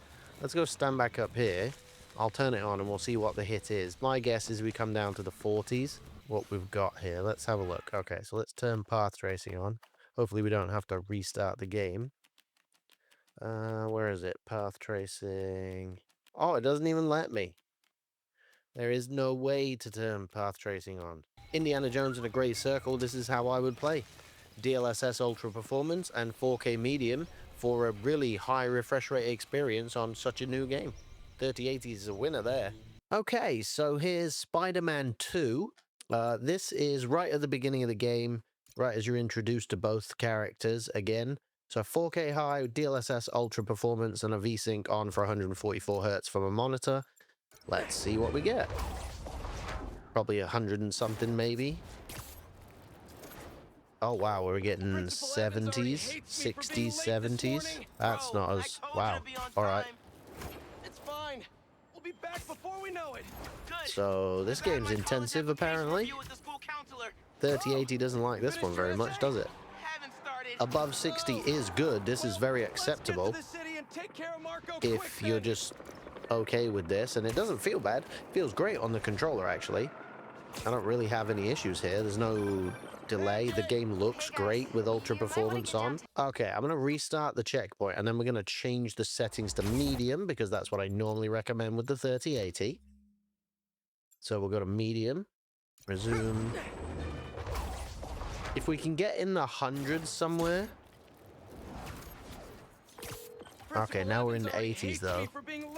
So you might be able to get 100 plus, 120 maybe with frame gen on. I have no real issues with playing at medium, I think, in this game. Just looking at details and stuff. There's a few textures that are a little bit less as you swing past them. They're not as detailed, look a little bit flat. But Spider-Man and Miles looks good. The rest of the city looks good. The details on the vehicles and things look fine. There's no way you're playing RT in this game with a 3080 unless you're okay with 30 FPS. Frame gen is now on. There we are. Much smoother. Hundreds, 120. If we can sustain around 115 to 120. Oh, that's better. Look at that. That's much smoother. And the frame gen actually looks really good. I'm not seeing much in the way of ghosting right now. There's a little bit of shadowing when you're moving really fast against a background that it can't rebuild quickly enough. But other than that, I think this looks quite good. Yeah, I think I would play this game like this, to be honest. If you're okay with 60 FPS, then yeah, turn it up to high, put DLSS on performance or something, and get around 60 with a slightly better image. But if you just want constant smoothness, then yep, this is how I would play. Absolutely. I'd turn reflex on, so max the frame rate, ultra performance in transformer model, and then medium settings with frame generation on. That's Marvel Spider-Man 2 for you. All right, let's move on to the next game. All right, so this is Metal Gear Solid Delta Snake Eater. The game has a maximum frame rate of 60 FPS, so that makes sense. DLSS, we're on performance, and graphics are on medium. We'll turn motion blur to low, and we'll leave bloom on and depth of field off. And then let's see what happens. Okay. Well, 50s, 50, wow. 50s? Really, dude? Well, the performance here is not great, is it? I don't care about this. I'm just trying to benchmark the game. Okay, Snake, let's see. try to remember some of the basics of CQC. Oh my god. Skip. It's very grainy. Really? We literally just loaded in. Is this how this game is going to play? This game is called Cutscene Simulator. I think I'll get bored of playing this so fast. Okay, dude, look, there's some vegetation. I assume this is a really, really linear area. I assume the whole game is linear since it's a rebuild of that. 44 FPS, are you joking? Look at the way that fades in and out here while I spin around. It doesn't stay in the camera. Options, graphics, low. Okay. Really? I mean, we're getting closer to the 60 FPS mark now. Let's look at that side by side, or as closely as possible. Medium. There's a lot more depth and detail at medium settings. So then let's see if we're doing this. Let's just go like I'd normally do with other stuff. Upscape. Oh, wow. It doesn't even let you do ultra performance. Oh, my. Oh. Oh. Konami, what are you doing? Jesus. Okay, well, the utilization rate for the graphics card means that you can't use lossless scaling here to get you above 60 FPS like you could in, say, an Elden Ring, because it just doesn't work. Look at this image, and then we'll go to options. We'll go down to low. Look at this image. It's bright, dull, doesn't have any depth to it. I don't know what the heck that is. I don't know what just happened there. It's textures. Textures are supposed to be there at low settings, and they are not. Look at the pop-in. Look. Okay, you guys are ready? Watch this. Medium, and immediately it'll disappear. Bang, done. Look at that. The red is supposed to be mud or leaf textures. Oh my god, modern games suck. They're so bad. I don't... 42 FPS. Listen, man, I get this is a 3080, right? I get it. It's 5 years old. But it has a 60 FPS maximum frame rate. This is DLSS performance at medium. This game does not look good enough to justify 45 FPS. And looking that shit at low settings to get less than 60. Can you play it? Yes. Would I recommend giving Konami any money for this game? No. I'm refunding this. Okay, so while I was making the video, the Metal Gear Solid Delta Snake Eater update 1.1.2 came out, so I decided to come back in and try it and see if anything got better, because I was not very nice to this game yesterday.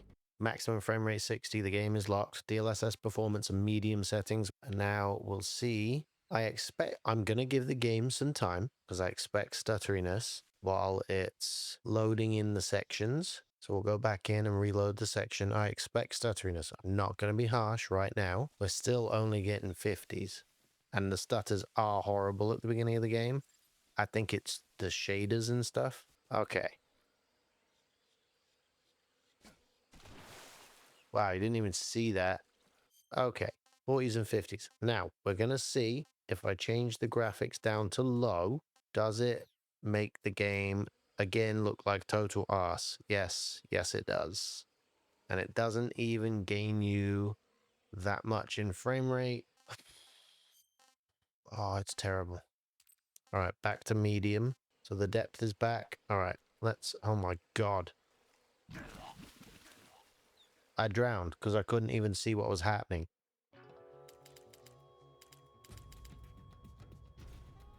I don't know if the recording picked that up, but the average frame rate said it was fine, and I got stutter after stutter and couldn't see a thing. Oh, that was happening. There was no animation for me. Oh my God, dude. The stutters are so terrible. This is atrocious. I'm giving it a break because I feel like it's just doing... Look at that. I'm giving it a break because I feel like it's doing shaders in the background, even though it did an optimizing the shader compilation at the beginning. See, the frame rate is now at like 49, and it's still... Wow. Do... Radio, where's our backup? Do not buy this game. Do not buy this game. It is absolutely awful. It is utterly horrendous. Don't buy Metal Gear Solid Delta. Okay, so Metro Exodus Enhanced Edition. This is the second chapter right here by this river off the bridge. So there's a lot of sunlight now, a lot of reflections. Oh, okay, Anna, thanks for that.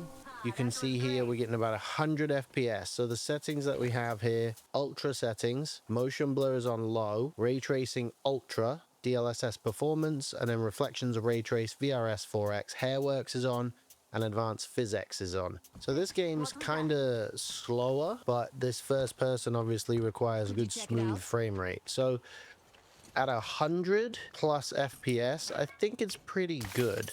You can see how responsive my mouse is right here. And you can see how good the reflections and the lighting looks. This game still looks good now, even, what, I think it's 6 years old now. Let's go down here. VSync, half VSync. Let's see if lossless scaling will get us up to 144. Oh yeah, and this doesn't feel any different at all to me. At all. Yeah, you've got a little bit, like I say, with the flow scale on lossless scaling, you can get that HUD artifacting, but the rest of it, you're not really going to notice. You can see Artyom's hand there, but you're not going to notice. If you're playing on a controller, I think you wouldn't know anything was different that you were using lossless scaling. If you're playing on a keyboard, look at the reticle here from the site. You can see it gets warped because it's transparent, so that's fine. So if I go like this, and I go to flow scale, I change it to like 80, 75 again. Let's do 75. Go back to the game, and then we do Control-O-S again. Shouldn't be anywhere near as... Yeah, it's not as bad. It's still there. Maybe the flow scale... Let's try flow scale at 100 and see what happens. It's not recommended to do 100 flow scale at 4K, but we'll see if we can still hit a decent frame rate here, and if it does any better. It does fine with the HUD element here, but it's not doing so well with that transparent sight on this. If you're really sensitive to the artifacting or you notice it a lot, definitely put it at flow scale 100. That's fine. This is quite good and quite playable. You're going to get some drops here and there, but as long as it doesn't really drop below 60 too much, I would probably drop some of the settings just a little bit to smooth that out and make sure I never went below 60 at all, even with explosions and things. That's because I'm playing with keyboard and mouse on my PC right here at my monitor. I want the highest performing frame rate I can possibly get for smoothness. So on a 3080 10GB, this is how I play Metro Exodus. 4K, ultra settings, DLSS performance, ray tracing on, VRS on, which is the variable rate shading, and then VSync at half, and then turn lossless scaling on to get you 144 FPS. Excellent. That's what we do. Metro Exodus Enhanced. What's next? It is No Man's Sky. All right, so this one is No Man's Sky, which just got that massive Voyages update that allows for you to build your own custom ships. We're getting 80 FPS in the ship. What do we get out of it? It's pretty indicative of the performance. currently, settings-wise, we are at 4K. High settings on everything. Anisotropic filtering is 4. GTAO is high. On plus boost low latency. DLSS balanced. HDR off. And then motion blur is 180. So let's go down to performance for now and see what difference that makes to our frame rate. Oh, now we're in the 90s. Okay. That makes a pretty large difference for sure. There's lots of stutters in this game as things load. I haven't played this in a long time again, so this is just a save that I had. So I'm not entirely sure what the performance is like on other planets, but there's a lot of effects and stuff going on right now. Wow, I have ships coming. Okay, so we're getting like 89 FPS in the ship right here. Preset Ultra. So here's Ultra settings. And then we'll go to DLSS and we'll go to Ultra Performance. Okay, so loaded back into No Man's Sky here, and I've swapped to the controller as well. Display and graphics, I'm now at 4K, Ultra preset, DLSS Ultra Performance, and we're getting, let's see, I don't even remember how to get out of the ship. So this is, oh, look at that. All these effects, and we're getting 90s, 100s. Oh, I better get back in the ship. No Man's Sky doesn't really require super high frame rates because it's not a shooter. It doesn't need that. For smoothness, that would be nice. What I would probably do is let's see if there's a built-in frame rate. Yeah, so max FPS 144. So let's go down to 1 to 72 and we'll do what we do with a bunch of other games. So we'll do apply. Does it go down to 72? It does. Control Alt S. Did not like that at all. Control Alt S. That must be VRAM limitation. Yeah. So that's a VRAM limitation. So you can't be at ultra settings and do frame gen. Let's go preset high. It's probably going to make me restart the game again. Anti-aliasing, we'll go to DLSS. Late reflex is on. Ultra performance. Apply. Yes.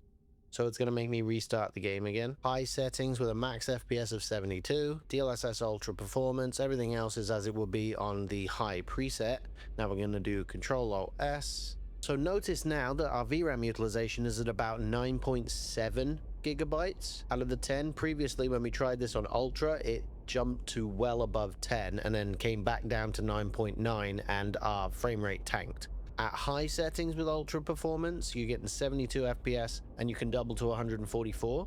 If you are not necessarily wanting 144 in this game, maybe go down to 60 and then go down to high and go DLSS and we'll go Performance and we'll see if that changes the VRAM utilization. It shouldn't do much to it. So it's going to drop from 60 a little bit sometimes. So for myself, on a 3080 with a controller, I would play at 4K, high settings, DLSS Ultra Performance, and then using frame gen to get 120. Not only is it better power utilization, and it obviously runs cooler and quieter, but also this game just doesn't need more than that. And this is flow scale 100, so, I mean, you're not going to have much artifacting issues in any way. You can enjoy this game really thoroughly. So that's No Man's Sky. Let's move on to the next game, Ratchet and Clank Rift Apart. We are currently getting a decent frame rate, which seems to be okay. So we DLSS Ultra Performance, which is probably what I would do here anyway, because I think if we turn it down to performance, we're probably going to get quite a bit less performance-wise. Yeah, and there's just not that much difference with DLSS anymore. If you're really, really picky with your pixels, sure, you might be able to see. But if you're just playing the game and you're not necessarily a pixel peeper, you won't be able to tell very easily. So let's put Ultra Performance back on. Okay, so now we're going to try Ratchet and Clank Rift Apart with FSR 3 frame generation and DLSS Ultra Performance while at 4K medium settings. If it looks good, wow. The frame generation implementation in this game is excellent. That's shockingly good. Not what I expected at all. There's not really any issues that I can see. I mean, there's a few around Ratchet's head, but honestly, I just don't see a problem with this. I guess that answers that question. Ratchet and Clank Rift Apart, if you're on a 3080 10 gigabyte, should be played at DLSS Ultra Performance with frame generation on and at medium settings, and you're going to get a super high frame rate on whatever it is, a monitor or a TV. Congratulations, this card still kicks ass there, I guess. All right, on to the next game. Okay, so here we are in the police station in Ready or Not. We are going to just go into the shooting range really quickly, and I'll show you the settings that we're using. Graphics. So we're at high preset, we are at 4K, and then in the advanced graphic settings, everything is at high as it should be there. DLSS is at performance. If we do ultra performance, let's see if it looks any different. I think this game probably does. It's a little soft, and you start to get some shimmeriness. You get a very high frame rate though like this. However, I would guess that if you go graphics, advanced, performance, apply, and then let's go to basic graphic options, it will do preset medium, apply. And if we do the frame rate limit and we go all the way up to 144, we'll do 140, so we're within the VRR range properly without any issues.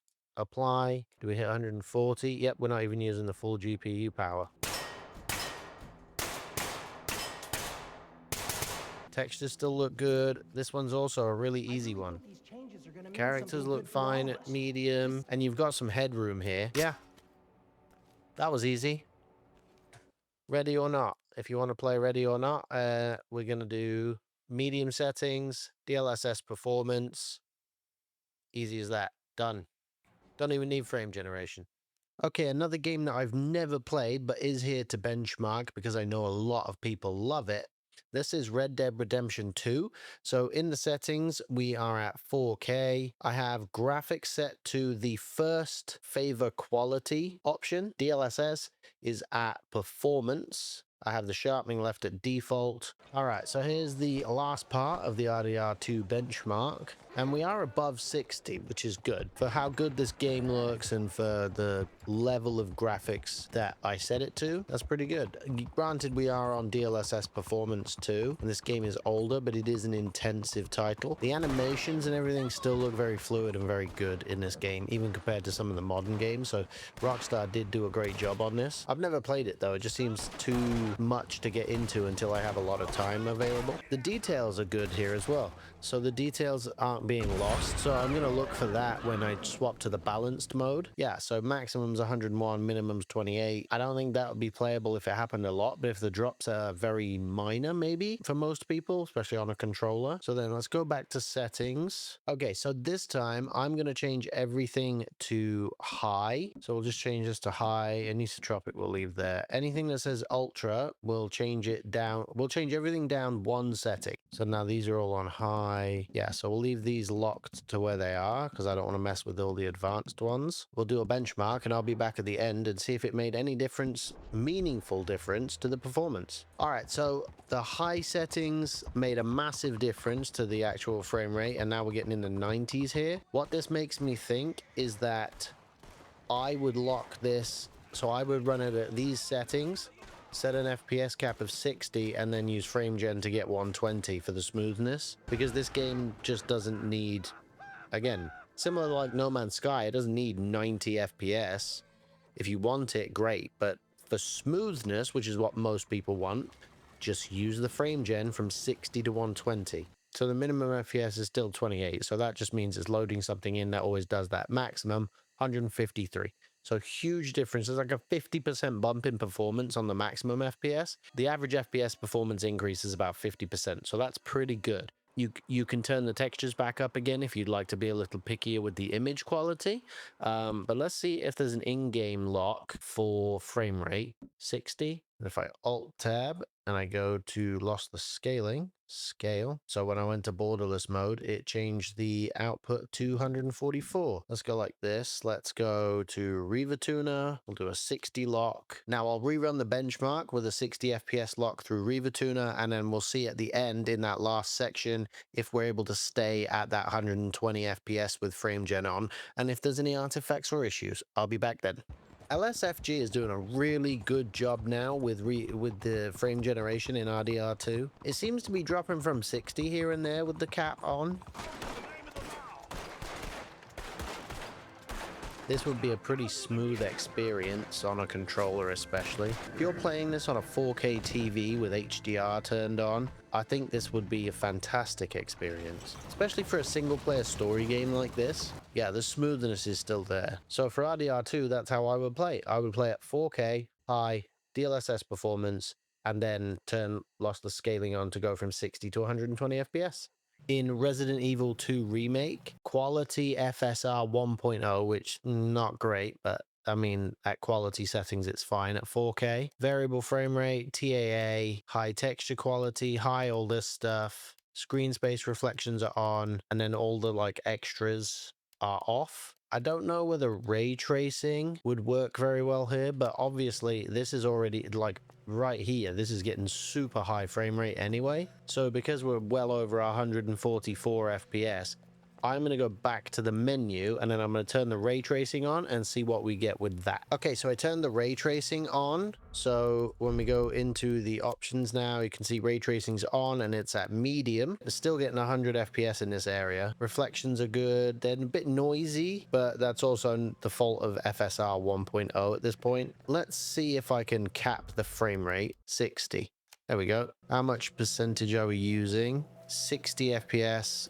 Is 67% and barely any controller OS. What happens with lossless scaling? So if you're playing on a controller, this is amazing. If you're playing on a keyboard and mouse, you really just don't notice much. Like you can see here, when I run here, there's a little bit of artifacting. That's going to be the fault of FSR 1.0 and lossless scaling combining. You could run this in native too if you wanted to, like run it at native 4K. With the ray tracing on, or ultra quality FSR, and then lock it to 60 without any frame generation. But I would play like this. I would play Resident Evil 2 Remake like this. So 60 FPS, double to 120 with lossless scaling, and then set the graphics to ray tracing medium. This is pretty good. This is Resident Evil 3 Remake right at the beginning. And as you can see, we are getting over 100 FPS again. Easily. Let's run away from Nemesis. And I'll show you the settings. So these settings are the same as Resident Evil 2. Because we're getting such a high frame rate again, we're going to go options. We're going to go to video. We're going to go down to 60. Control S. We're going to do frame gen. Resident Evil remakes are very clearly, oh, okay, very clearly well optimized.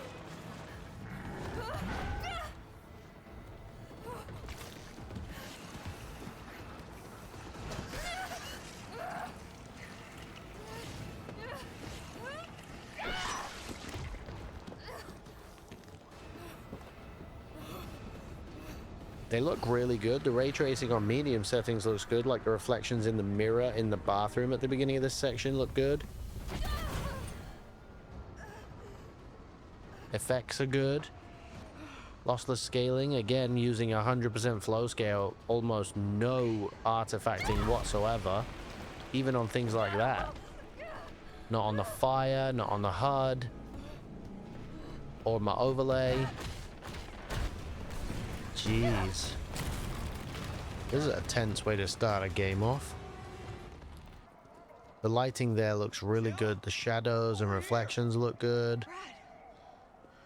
Same as Resident Evil 2 Remake. Lock it to 60, go to 120, play it with the graphic settings like this.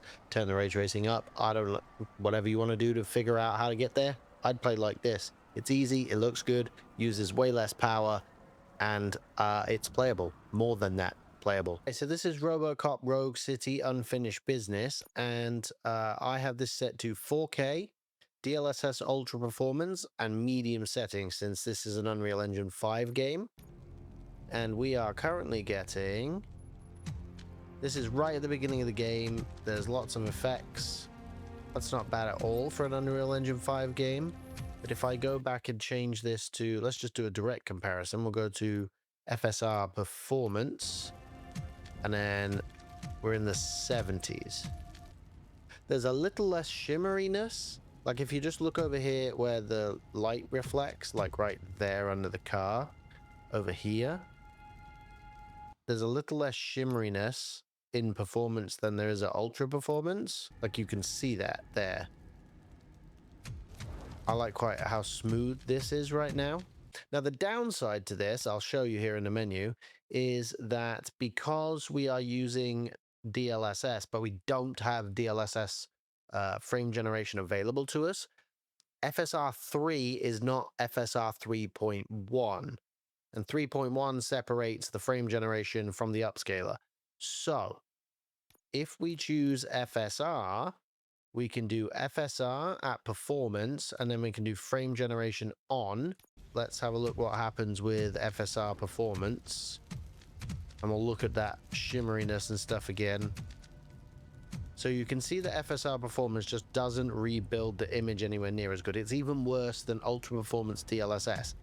But you get over 100 FPS in terms of the base frame rate. So your performance improves. Now let's restart the game and then see what the frame generation gets us up to. I think it's broken. Because this is about the same performance that we got with ultra performance DLSS. It's very smooth. If you play with a controller again, I think the same as all the other games that we've tested so far. It just goes to show you can get 60 FPS with a varied amount of settings on a 3080, and if you're willing to make a few sacrifices in terms of visual quality, using upscalers, maybe dropping settings to medium, high in some cases, ultra in some cases, you can still use that. And even in Unreal Engine 5 games, having this amount of headroom would mean that if I go to do this, if I go options, and where's the frame rate thing? Frame rate limited to 60, apply. Lost the scaling, scale. Okay, now we turn lost the scaling on. And look at that. And this is still flow scale 100%. I would not use flow scale 100% on 4K normally. You can see when I go like this, there's a bit of ghosting around it either side, but other than that, it's barely there.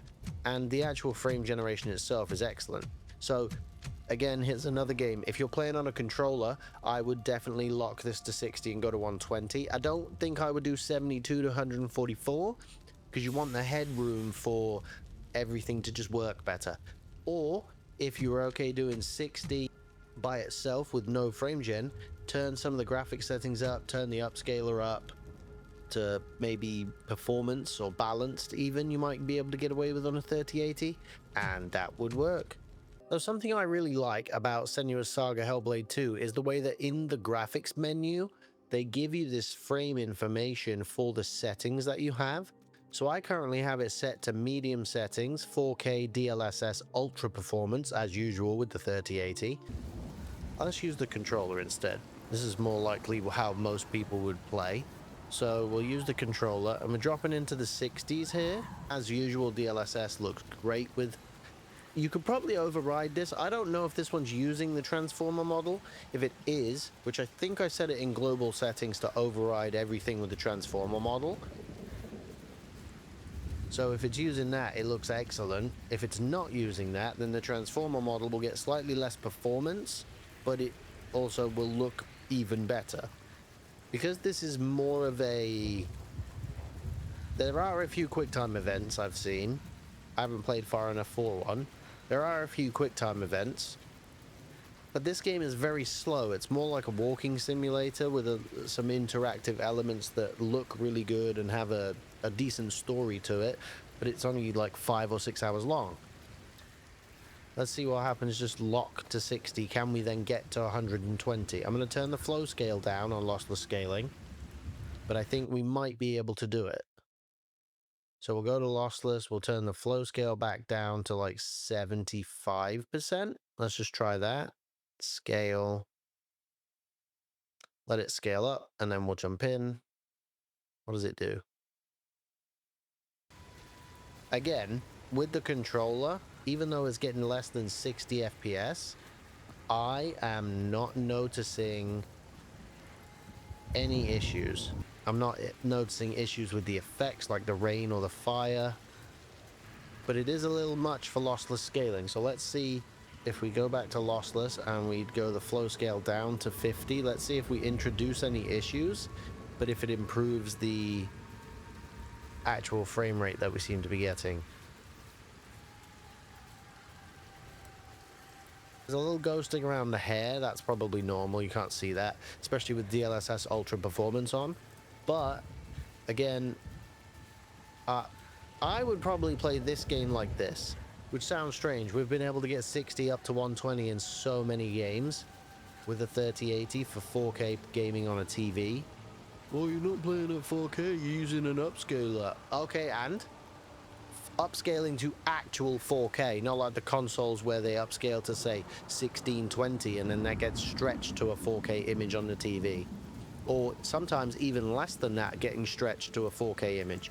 If you're coming from a console and you want to build a PC that can play games much better, if you have more money to spend, sure, spend more money. A 5070 has similar raster performance, but you'll get much better ray tracing. You'll get all the frame generation stuff. So if you want to turn those on and they don't impact you, you don't feel the latency issues, you don't notice the problems, great, go for it. That's awesome. But also, if you have older hardware or your budget is limited, you can still play these games with an experience that is excellent quality. I have a 5070 Ti, a 7800X 3D, and 64 gigabytes of RAM. I would play my games like this. I'm not a snob. Just because I have the hardware, I still turn stuff down. What's the point? I'd prefer better performance.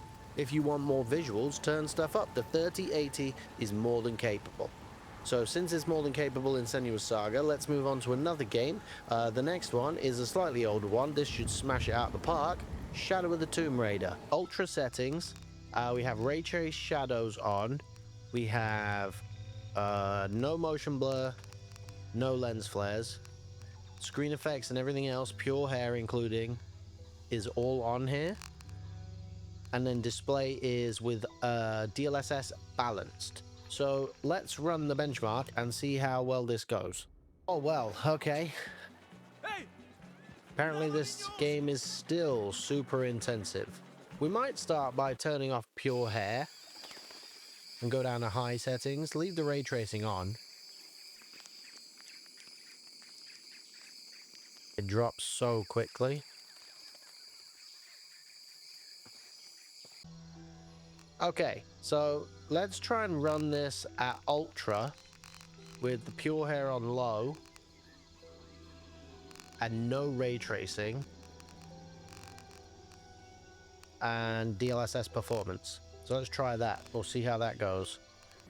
That is much better. So we'll get to the last section. This is where Shadow of the Tomb Raider shines. It looks really good for a 2018 game still. And this is using DLSS performance, and it still looks this good.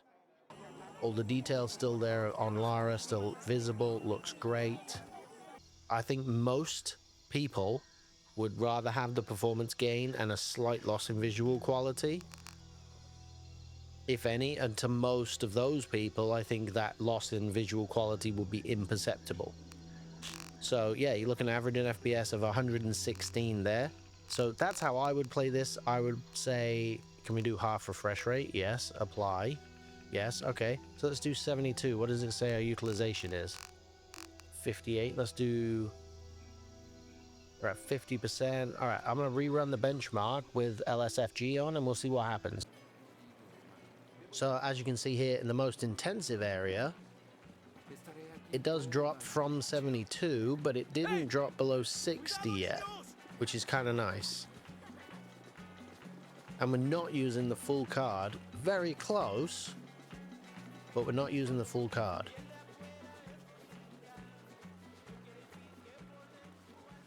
If I was going to play like this on this game to get my whole 144 FPS, if I was going to play like this, I would probably personally, because again, I'm not beyond using ultra performance DLSS, I would do that. Let's have a look if it does. Ultra performance DLSS. There we go. Okay. Let's do that. And we'll run the benchmark. Not a problem at all. And besides I'm sitting, like I said before, an arm's length away, and I can see a few little things that are different between ultra performance and performance upscaling, but not enough that it impacts me at all. I am not beyond using ultra performance to get consistency or to drop the power usage. As you can see, it's using around 200 watts of power at the moment. I'm not beyond using upscaling to do that. And still, with lossless scaling's benefit here, we were able to get over 120 FPS of smoothness all the time. So you're going to get that 144 maxing out your TV or your monitor's refresh rate. If you locked to 60, this would be fantastic because you'd have an almost consistent 60 FPS. So, I mean, you're getting consistent 72 in the jungle. Look at that. So, yeah, that's Shadow of the Tomb Raider. You can definitely do this at 72 FPS up to 144, and that's using 4K, high settings, DLSS, ultra performance, no ray tracing though. 3080's not quite enough to push it that far at this point still. Silent Hill 2's remake is a pretty decent looking game in some ways and not so much in others. No frame rate cap. We're at DLSS Ultra Performance and 4K medium setting. And again, DLSS showing its strength, it just doesn't look bad at all. The shadows here, or the reflections I should say, look pretty decent. There's a little bit of sort of shimmeriness to stuff. Let's see what happens if I turn the ray tracing on. Ray tracing on. See if we drop to like 12 FPS. And look at the difference in the reflections with the trees. They're actual reflections now, with all the detail in it. Now, when you're not looking at ray trace scenes, you're still getting 50-something FPS at 4K medium. Which, if this game remains this slow throughout the whole time, or you play on a controller, I think this would probably be okay if you wanted to play with the ray tracing on. Personally, I'm not sure. I really like ray trace reflections. I'm not sure that the ray tracing would be worth the frame hit here, but let's see if we just go to, what does low look like? A lot less depth. But let's see what happens if we have low, but with the ray tracing on. It doesn't look bad at low settings. 4K low doesn't look bad at all. I think they've done a decent job optimizing the graphics options in this game. There's enough VRAM, but I don't think there's enough overhead capacity for frame gen at 60 FPS. So flow scale on lossless scaling is at 50%. I've locked this to 48 FPS because I think that's a decent number. It's where the smoothness is still there for a controller player. On a mouse, which I'm using right now, it's okay. But once you've got 60 or more, I think, again, I would just leave this uncapped if you're playing on a mouse. But if you're on the TV with a controller, lock it to 48. Lossless scaling 3x. We're going from 48 to 144. Now you are, at this point, you are below 60 FPS. You are going to get artifacts. See that? A little ghosting around the person, around the character. You can see the ghosting. Let's see if with the controller it's as bad. Turning around rapidly, and then it's not as bad because I can't turn as fast, but it's definitely noticeable. You could do 48 up to 144 if you want the smoothness, but I think that's a little low for a 3x multiplier. Let's see what happens if we do 60. We'll turn this to 0. We'll scale the game up. See, and now we're dropping 50s, 40s. Let's go to low. Okay, that's not so bad with the controller. So now we're getting the 60 up to, you know, doubling it. let's do the frame rate limit. So we'll do settings and we'll do a frame rate cap 60.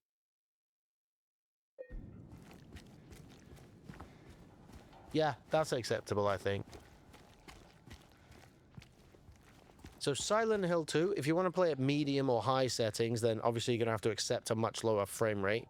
But if you play at 4K medium with DLSS Ultra Performance and then leave it uncapped, if you're okay with that for a higher frame rate, generally speaking, and you don't like the artifacts of frame generation, then I would play that way.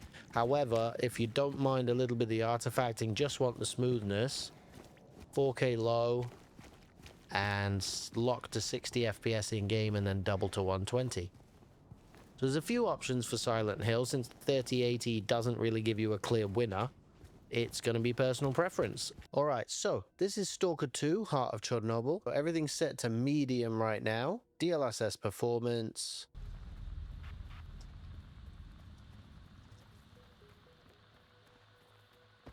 It is a little bit distracting at medium. I would have thought that it'd be a bit better, but like right here, you can see some of the textures just aren't great.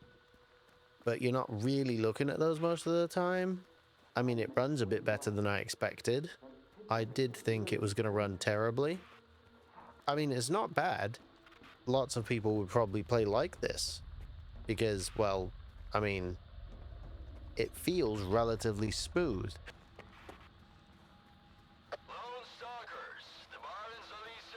Yeah, so this isn't awful. Doesn't feel terrible. It's a decent experience at 60 like this. It's smooth enough. I'm going to try this. I think we're going to go put texture quality on high. And then we'll do DLSS Ultra Performance. Definitely better. I can see immediately there's a lot more detail in textures. But it also still isn't running all that well. 70s, 60s. But I do think this is playable. For a 3080 and playing it, again, if you play on a controller on a TV, you'd thoroughly enjoy this. If you are playing mouse and keyboard, like I am right here, not sure, turning graphic settings up just wouldn't be feasible. Maybe there is frame gen, let's see. Yep, so the frame gen for FSR 3.1 actually does work. However, it's already under 120 FPS, which means that we're definitely getting below 60. And I can tell that immediately on the mouse. It just doesn't feel as good. I think that for this game, if I was playing mouse and keyboard, I think I can feel the slight dip in latency, and it feels a little disconnected. So while it's not the worst thing ever, I'm not recommending that you play like that unless you're not sensitive to it at all. If you don't notice it or you thoroughly enjoy the experience like this, play it like that. But otherwise, I only recommend the frame gen with the controller for this game. So yeah, that's Stalker 2 and my recommendations if you have a 3080. But it is playable very well at 4K with DLSS Ultra Performance, a mix of medium and high settings, and maybe with frame gen. So that's pretty decent. This is Star Citizen. Yes, I know it's going to be a bit of an issue for a lot of people that I even bring this up in a video. However, graphics 4K, borderless windowed mode, DLSS performance, quality generally medium, medium, low, low, high, and medium for all these things. I think I am at Bygenie Point. Yes, so I'm at Bygenie Point. So I'm in a station. And you'll see a wide range of frame rates here. Am I in Vulkan or DX11? DX11. So, for comparison, on my 5070 Ti, Vulkan runs significantly better. And by significantly, I mean almost 3 times better performance in general than DX11 does.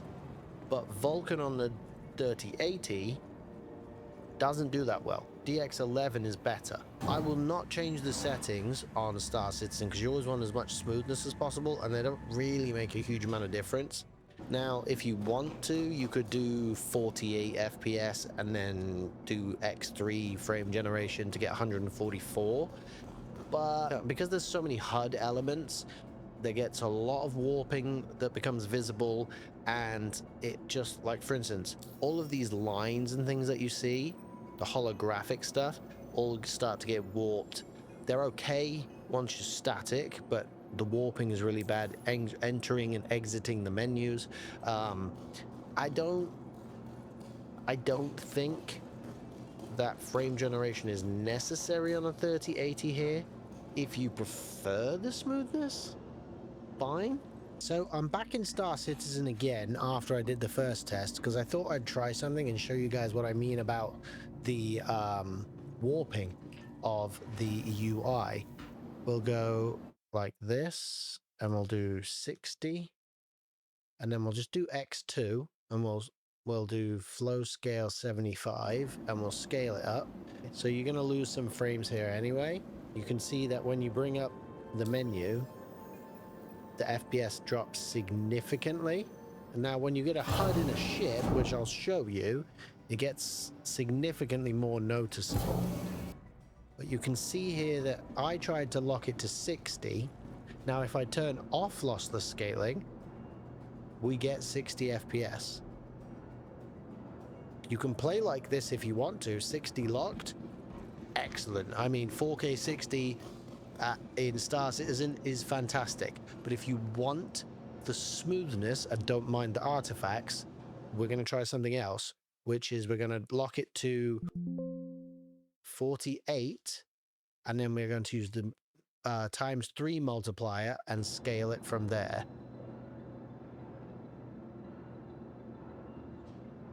And now we're going to get 144 FPS. So the smoothness is going to be 144 FPS, which it feels excellent. It doesn't feel much worse than 60 for latency. Look at all the amount of movement that I have here, and it's not awful. But let's see what the HUD in the ship looks like. And we'll see if there's a frame drop when the HUD pops up too. Yeah, look at that. So now with all the HUD elements, we're down to 30 FPS. It's still usable, but if I turn off lossless scaling, you can see we go straight back up to 48 FPS, because the utilization rate gets significantly higher when there's HUD elements on, and you can see how much better it is like this. Locked to 60, you might drop from it sometimes, but it gives you a bit of headroom to keep that 60 FPS, and it would be a pretty smooth experience. But I don't recommend using frame gen on the 3080 because there isn't enough headroom for you not to experience significant frame drops when there are HUD elements and there are other elements in the game, or other times where there's lots of clutter in the game from player items when they dispose of things, where the frame gen causes too much overhead on the 3080 and significantly degrades your base performance. So that's my recommendation for Star Citizen. Play it unlocked or locked to 60 on the 3080 10GB. So in this one, we're in Star Wars Battlefront 2 from 2017, and this is currently at 4K, full resolution scale, and a medium setting. So let's go have a quick battle. We're at 100 or so FPS right now.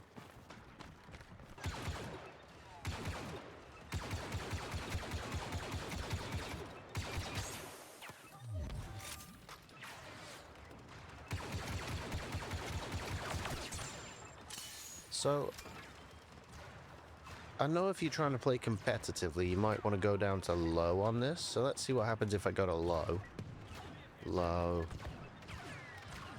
Oh yeah, so then on low we'll get over 144 FPS. And I wouldn't play this game with any frame gen again. It's just, A, it's smooth enough that you don't need it. And B, it's not really gonna help you, and it runs so smoothly that if I turn VSync on now, it should just stay around the 140 mark. So realistically, 4K, low settings, Battlefront 2, immediately playable at 144 FPS. So that one's really easy. You can do it on a 3080. On to the next one. So this one is Star Wars Jedi Survivor. And in this, we are running at 4K medium. This must have been set up for my 6900 XT or something to be able to run with ray tracing on. Yep. Okay. And then DLSS 3 is already at ultra performance.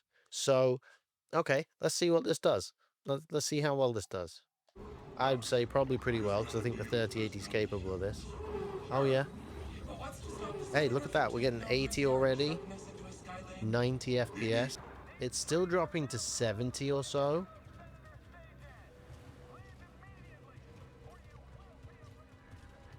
And you can see that the upscaler is struggling with some of the edges around some of these details in grates and things like that. That's normal. That's part of the upscaling. But to make this playable, again, you're not really going to notice all that unless the shimmering is everywhere. I don't notice it tons unless I know where I'm looking. And at medium settings, this game still looks really good. Let's go like this. We'll go visuals. We'll go low. It's not going to make me restart the game, is it? That's not bad either. It didn't really gain us much. So we'll use Reaver Tuner and do a 60 FPS lock. I'm going to do fixed with flow scale at 50% again, because I think this game's VRAM usage is a little bit high to be able to get us to 120 with the ray tracing on. I anticipate this with the ray tracing on to drop from 60 quite quickly with frame gen, but we're going to find out. So, where's the handoff? Oh, wow. Okay. Nope. That's not bad at all. But what's to stop the senator from taking That's out really Corsair and good. shoving us into a sky lane? There's a little bit of artifacting around his head. Sidestepping inquisitors? Well, now the VRAM usage is much lower as well. You might actually, on this, be able to turn the texture pool up. Let's see what happens. Can we do that? Texture quality. Medium. Like rats in a maze. That's immediately better. That is immediately better. So I would use medium textures with everything else low, DLSS ultra performance, and then do a 60 frame cap and go to 120, because this game would be really enjoyable like this. And look at that. 200 and something watts worth of power usage on a 3080. That's fantastic. Well, that's another easy one, so I'll call that for Jedi Survivor. If you've got a 3080, you'll have fun playing it. So for another controversial space-based game, this is Starfield, and I know for a fact that this one will also get played, likely with a controller. It's currently using settings that I would have used on my 5070 Ti, and we are getting 55, 56. So let's turn the average on. We'll do a quick run around down here. That's my shit. And this game is modded. I have modded this game with the Gate to Stars collection.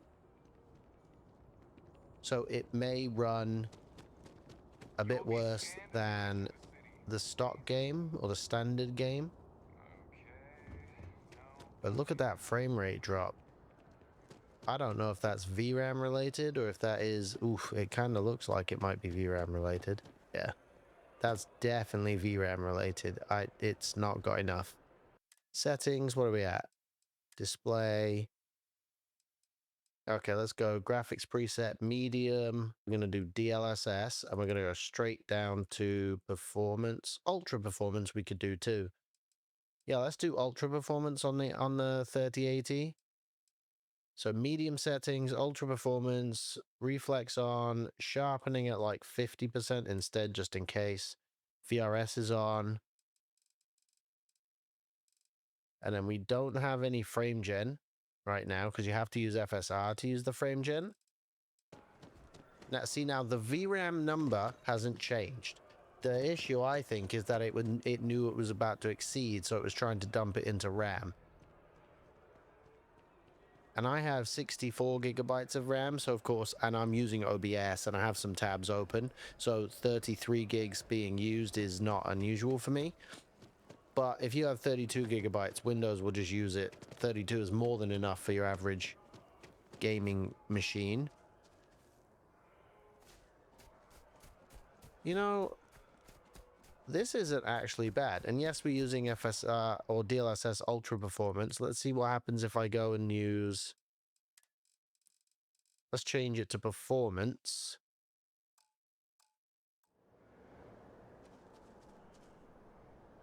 And now we're getting 60s.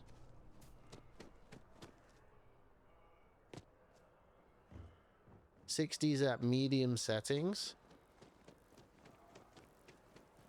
This is like one of the worst case scenarios of the game. Like all the NPCs. I've got modified assets. Let's just see what FSR 3 looks like by comparison. And then we'll just go all the way down to 50% render res. This game has a pretty good FSR implementation.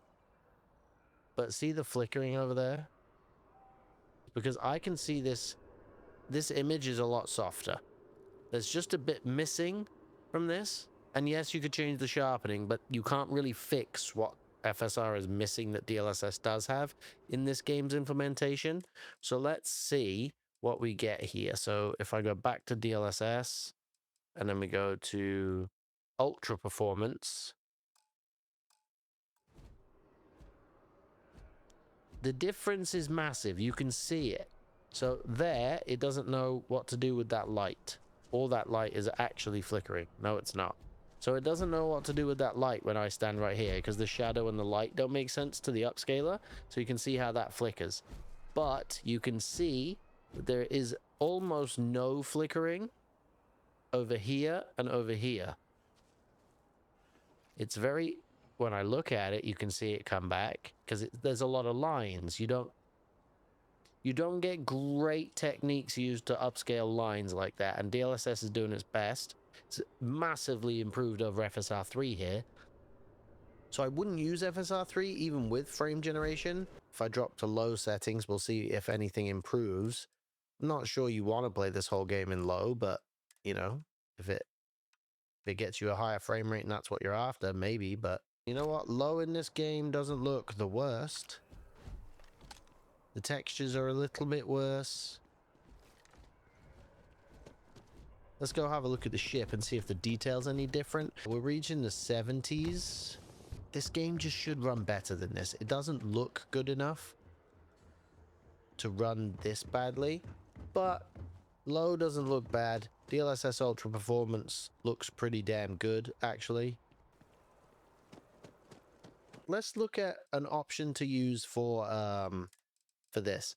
Let's go. Yes, there's firefights and stuff in this game, but if you're on medium settings and then you go to DLSS, Ultra Performance, Reflex on, so we'll set lossless scaling to 3x and we'll do 48, and then let's see if we can get a 144 experience with a controller.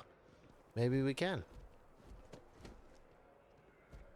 And the HUD looks a little warped. Fasco, you can see where it warps that. It warps Fasco. It warps some of the HUD elements. But if you're playing on a controller and want a super high refresh rate experience, you can do it with lossless scaling. I wonder if low would help here. Or it's not doing a horrible job of reconstructing everything in the frame gen. Oh, no. Ultra... Low, there we go. DLSS. Ultra Performance. As you can see, now we're at 4K low with DLSS Ultra Performance using lossless scaling to get to 144 FPS. We go to 60. And then we go to lossless scaling and we scale from 60 to 120. And it's not going to reach... Yep. That's what I thought. It's going to struggle to do 60 all the time. I think I would play Starfield. I would do 4K medium, DLSS ultra performance for mouse and keyboard. And then for a controller, I would probably go down to 4K low, but lock it to 48 FPS and use frame gen up to 144. If you wanted a high refresh rate. If not, just same thing as mouse and keyboard, let it go and enjoy the refresh rate as is. But that is Starfield. It's another one of those that looks like it should run better and it just doesn't. So, hey, we'll move on to the next one. Now we're in the Elder Scrolls 4 Oblivion Remastered, and as you can see, it looks pretty good, but it is running kind of like arse. But let's try medium first. We'll see what happens.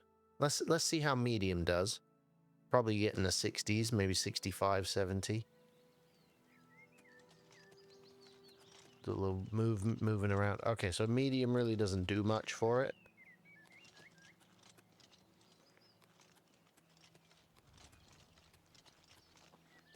It just doesn't scale well at medium. I mean, you could try 4K low, but I think we're going to go to Old Faithful here. Then we do Hardware RT and just keep that on low.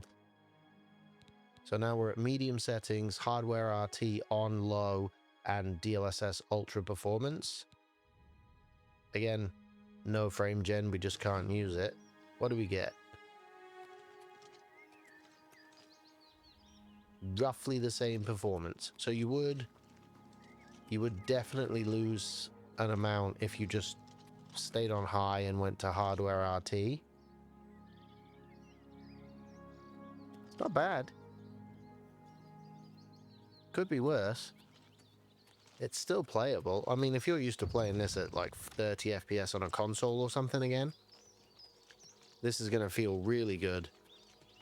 And it's probably going to look just as good because on the consoles, I guess, this is not running anywhere near this well.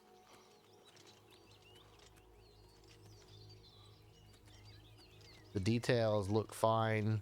The character details look good. I don't see a... Yeah.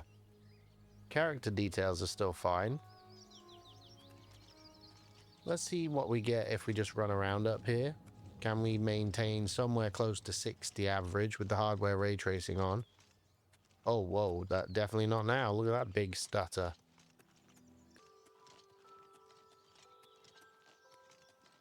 Look at the views.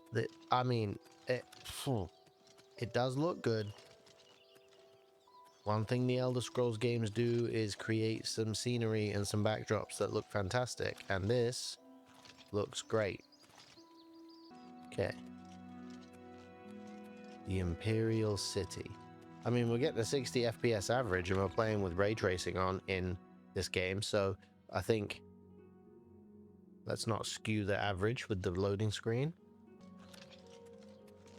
You know, I think I would play like this. The details are still there. It's a little soft because it's upscaling from 720p, but I mean, I don't actually care. I think this game, I never played the 360 game, but I did watch my brother play it, and he's the one that would be playing this on a TV, and I genuinely believe this looks so good. I'm sitting here at my 28-inch 4K monitor. Oh, look. This is the one thing that drives me nuts with Bethesda games, is the amount of loading screens. What is it, citizen?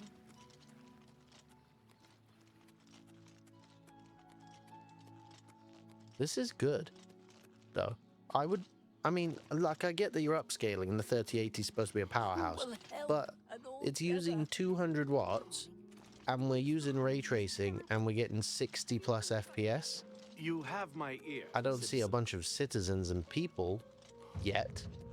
I'm sure they're around. B.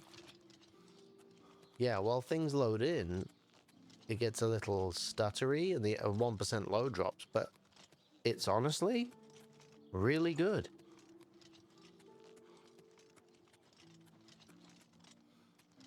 I would play like this. I would play The Elder Scrolls Oblivion Remastered at 4K with... I would probably lock it to 60, to be honest. Like that. I would play at 4K medium settings with hardware ray tracing on low, and then DLSS ultra performance, and then maybe turn the sharpness up to like 60 maybe, or maybe turn it down depending on what you like. And it's unfortunate that there's no built-in frame gen, because I think that might help. The Elder Scrolls Oblivion Remastered is still very playable on a 3080 upscaled to 4K. There you go. Witcher 3 Wild Hunt came out a long time ago, but it's since got tons of updates, a little bit along the lines of Cyberpunk. And today we're going to be looking at it at ray tracing on performance. We got ray traced reflections and shadows, no ambient occlusion because I don't like ray traced ambient occlusion. DLSS performance, and on the 3080 we're going to give it a chance at performance first. Yeah, we'll keep that off. Shadow quality medium, medium, medium. Just put all the other stuff to medium. Oh, we'll put detail level to medium. There it is. Do we get... Well, that means that the ray tracing is doing a significant amount of damage to the frame rate. Let's see what we can get. I mean, some of you might like to play it like this.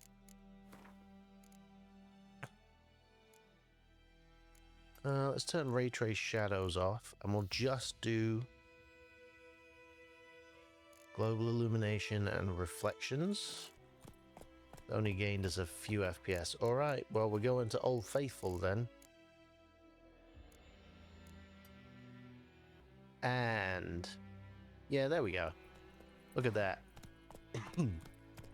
So DLSS ultra performance with ray traced global illumination and reflections on.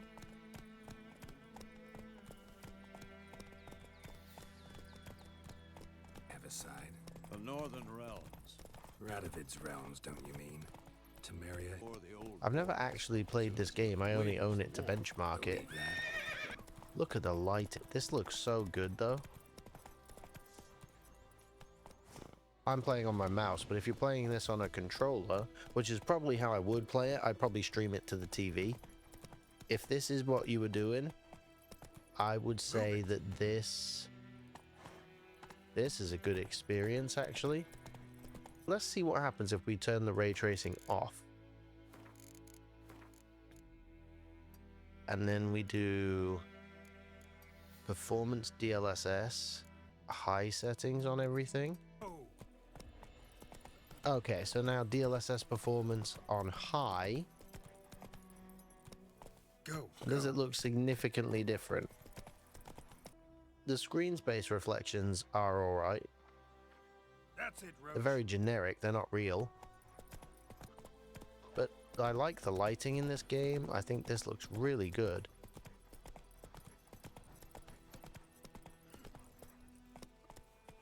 I wonder if it lets you do a frame rate limit and display change the frames per second manually.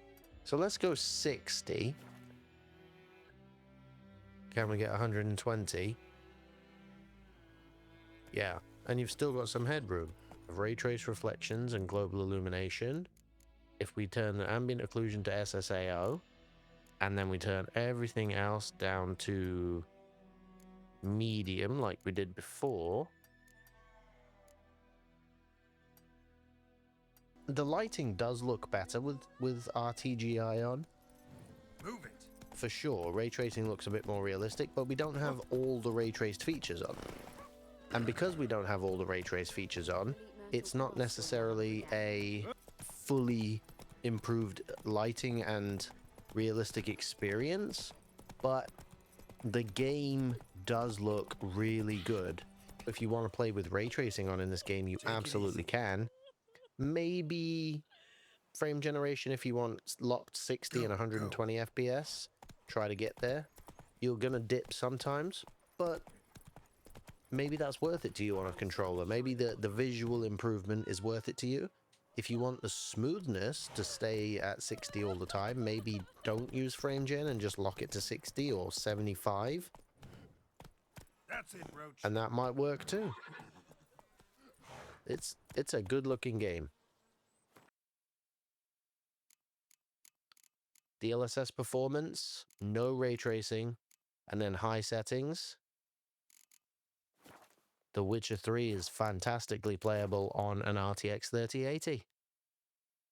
This is The Division 2. So this came out a while ago, but this game is supported constantly by Ubisoft, and honestly, it's still really fun to jump into and play with friends. If you are going to play this in the sort of PvP modes against other people, you're going to want to aim for the highest refresh rate. If you play this in single player or like the multiplayer PvE, then the high refresh rate doesn't matter so much, and you can get away with using frame generation for maybe improved efficiency. Let's look at the settings. Everything is basically medium preset, I think. Yep, it's all medium preset. So let's see how well the 3080 does here. Let's go outside. If we can get over 120 FPS, then I would absolutely play it like this. I don't think there's any issues playing this game. I mean, we're getting over 140s, 160s at times at the moment. We don't need frame generation if we're going to get over 120 average. Oh, gunfights. It's very smooth. It feels really nice, this game, and it looks really good at medium settings. Well, that was pretty good. And we've got 128 average FPS. 4K medium with 85% res scale looks excellent. But if you play against the AI and you just want to use way less power, frame rate limit it to 70 FPS and then use like smooth motion or lossless scaling, and you've got a fantastically efficient 140 FPS. It'll stay at 140 at that point too. So yeah, that's The Division 2. A great experience on a 3080 at 4K. We're in another one of my favorite games to play currently, and that is Warhammer 40k Space Marine 2. So if we go to settings and we go to video, we'll see that we are at 4K. DLSS is currently set to performance already. No dynamic resolution, no frame gen on yet. So quality preset is currently set to high on the 3080 because this game is very CPU dependent in a lot of ways. There's a lot of processing stuff going on. So I have the cloth simulation on low and the CPU dependent stuff like the physics quality and the background swarm size set to default. So currently we're at 60 FPS. So during a fight, we'll probably drop from that. And you can see how well this fits in the VRAM buffer that the 3080 10 gig has, because I don't have the 4K texture pack. This is very playable. You can see how it drops into the 50s there though, right? So here's what we're gonna do. I don't want to see drops in the 50s when we're doing this, so let's try just changing this and going down to, as we normally do with the 3080, medium settings. It doesn't really do all that much. We start to drop from the 6th. Yeah, we're dropping again. So this might be another one of those times where DLSS Ultra Performance comes in. Let's get out of this, and then we'll go to settings, and we'll go video, and DLSS Ultra Performance, and now we'll turn the sharpness up just a little bit. Now at medium, we are getting 80s. So let's try a mix of settings here, because I think this game is relatively decently scalable. So we'll do texture filtering. We'll do high. Texture res. There's not much difference between high and medium. Shadows will be okay. Ambient occlusion will leave default. Screen space reflections default. Volumetrics, put low. Effects on high. Details at medium. That's fine, you won't notice that too much. And then we'll do physics default or physics low and background swarm size low. So there's not really much difference visually. Now, if you're playing PvP mode in this, you're probably just going to want to leave it like this on a 3080 because this is going to be the best frame rate you could probably get unless you turn everything to low. But I think this game looks so good that visually you might want to keep it at this level. If you're just doing the PvE, we use lossless scaling again. Turn lossless scaling on. Let's open RTSS. We'll do 72 as a cat.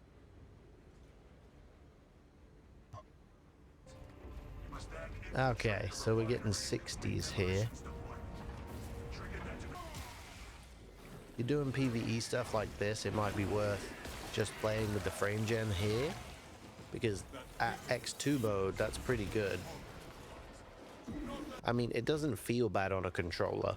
It's really not that bad at all. If you're playing keyboard or mouse or you're playing PvP, I would probably recommend that you don't play with the frame gen on, because it's noticeable past a point.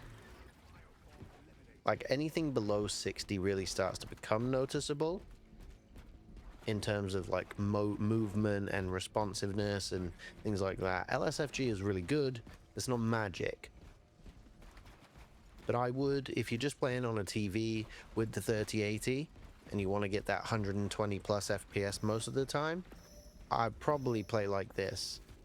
If you're going to do any of the PvP stuff, turn the frame gen off and use DLSS performance at medium settings, or DLSS ultra performance at medium settings, or custom settings as I have set here, and just play like that. That'll probably give you the best frame rate you could get. I might mess with this one by itself with the 3080 and do a video on that, but until then, this is what I would do with Warhammer 40k Space Marine 2. Okay, so this is the new release, Wu Chang Fallen Feathers. I don't play this. I had not played this. As you can see, if you have played the game, this is right at the beginning. Our settings are DLSS is on, no frame gen yet, and then whatever the mid settings are. So this is DLSS Ultra Performance. Oh, wow, that's, yep. 33. So this game really does lie to you about the level of upscaling that's being used. Okay, whatever. So whatever the mid settings are, just with DLSS, not TSR on, that's it. So let's see how well it does.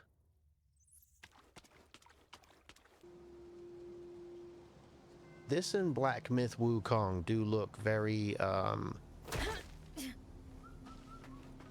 very artistically centered for the Chinese developer, and I quite like it. I like the aesthetics that they have in these games.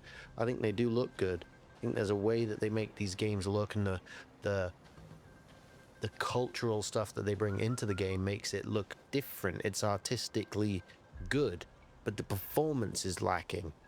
The performance just doesn't seem to be available, and obviously the upscaling problem that has come with this game, the way that they have misled people, the way that the upscaling is working, not great. And I'm not doing anything, and we're in the 50s, so there's a couple of combination things here that might be problematic. However, if you were playing this on a console, let's say like a 30 or a 40 FPS, this is going to be significantly better.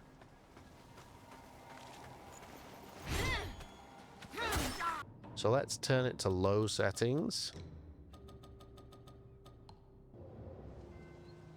The lighting looks very much different.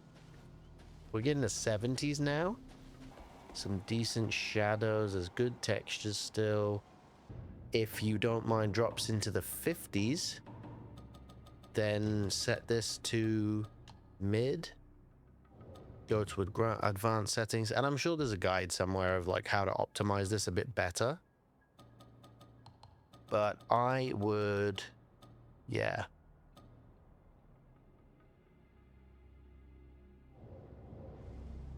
Yeah, see, the difference between mid and low is massive. The global illumination change is huge. But you're now in the 50s. You lose another 15 to 20% performance. But the visually, it looks much more impressive. And the lighting is significantly better. I wonder what happens. Let's try this with this game, and we'll see if We go to low. So again, difference. Look at the low. The brightness is gone. It's just very dull, very dark. Now, if we change the global illumination quality to only just global illumination quality, we'll put that on low instead of off.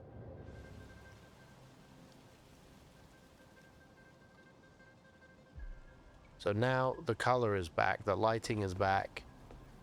It's nowhere near as dull. And we're in the 60s and 70s rather in the 50s. So you could just leave it on low and then have global illumination on low. What else do we have in here that can be messed with?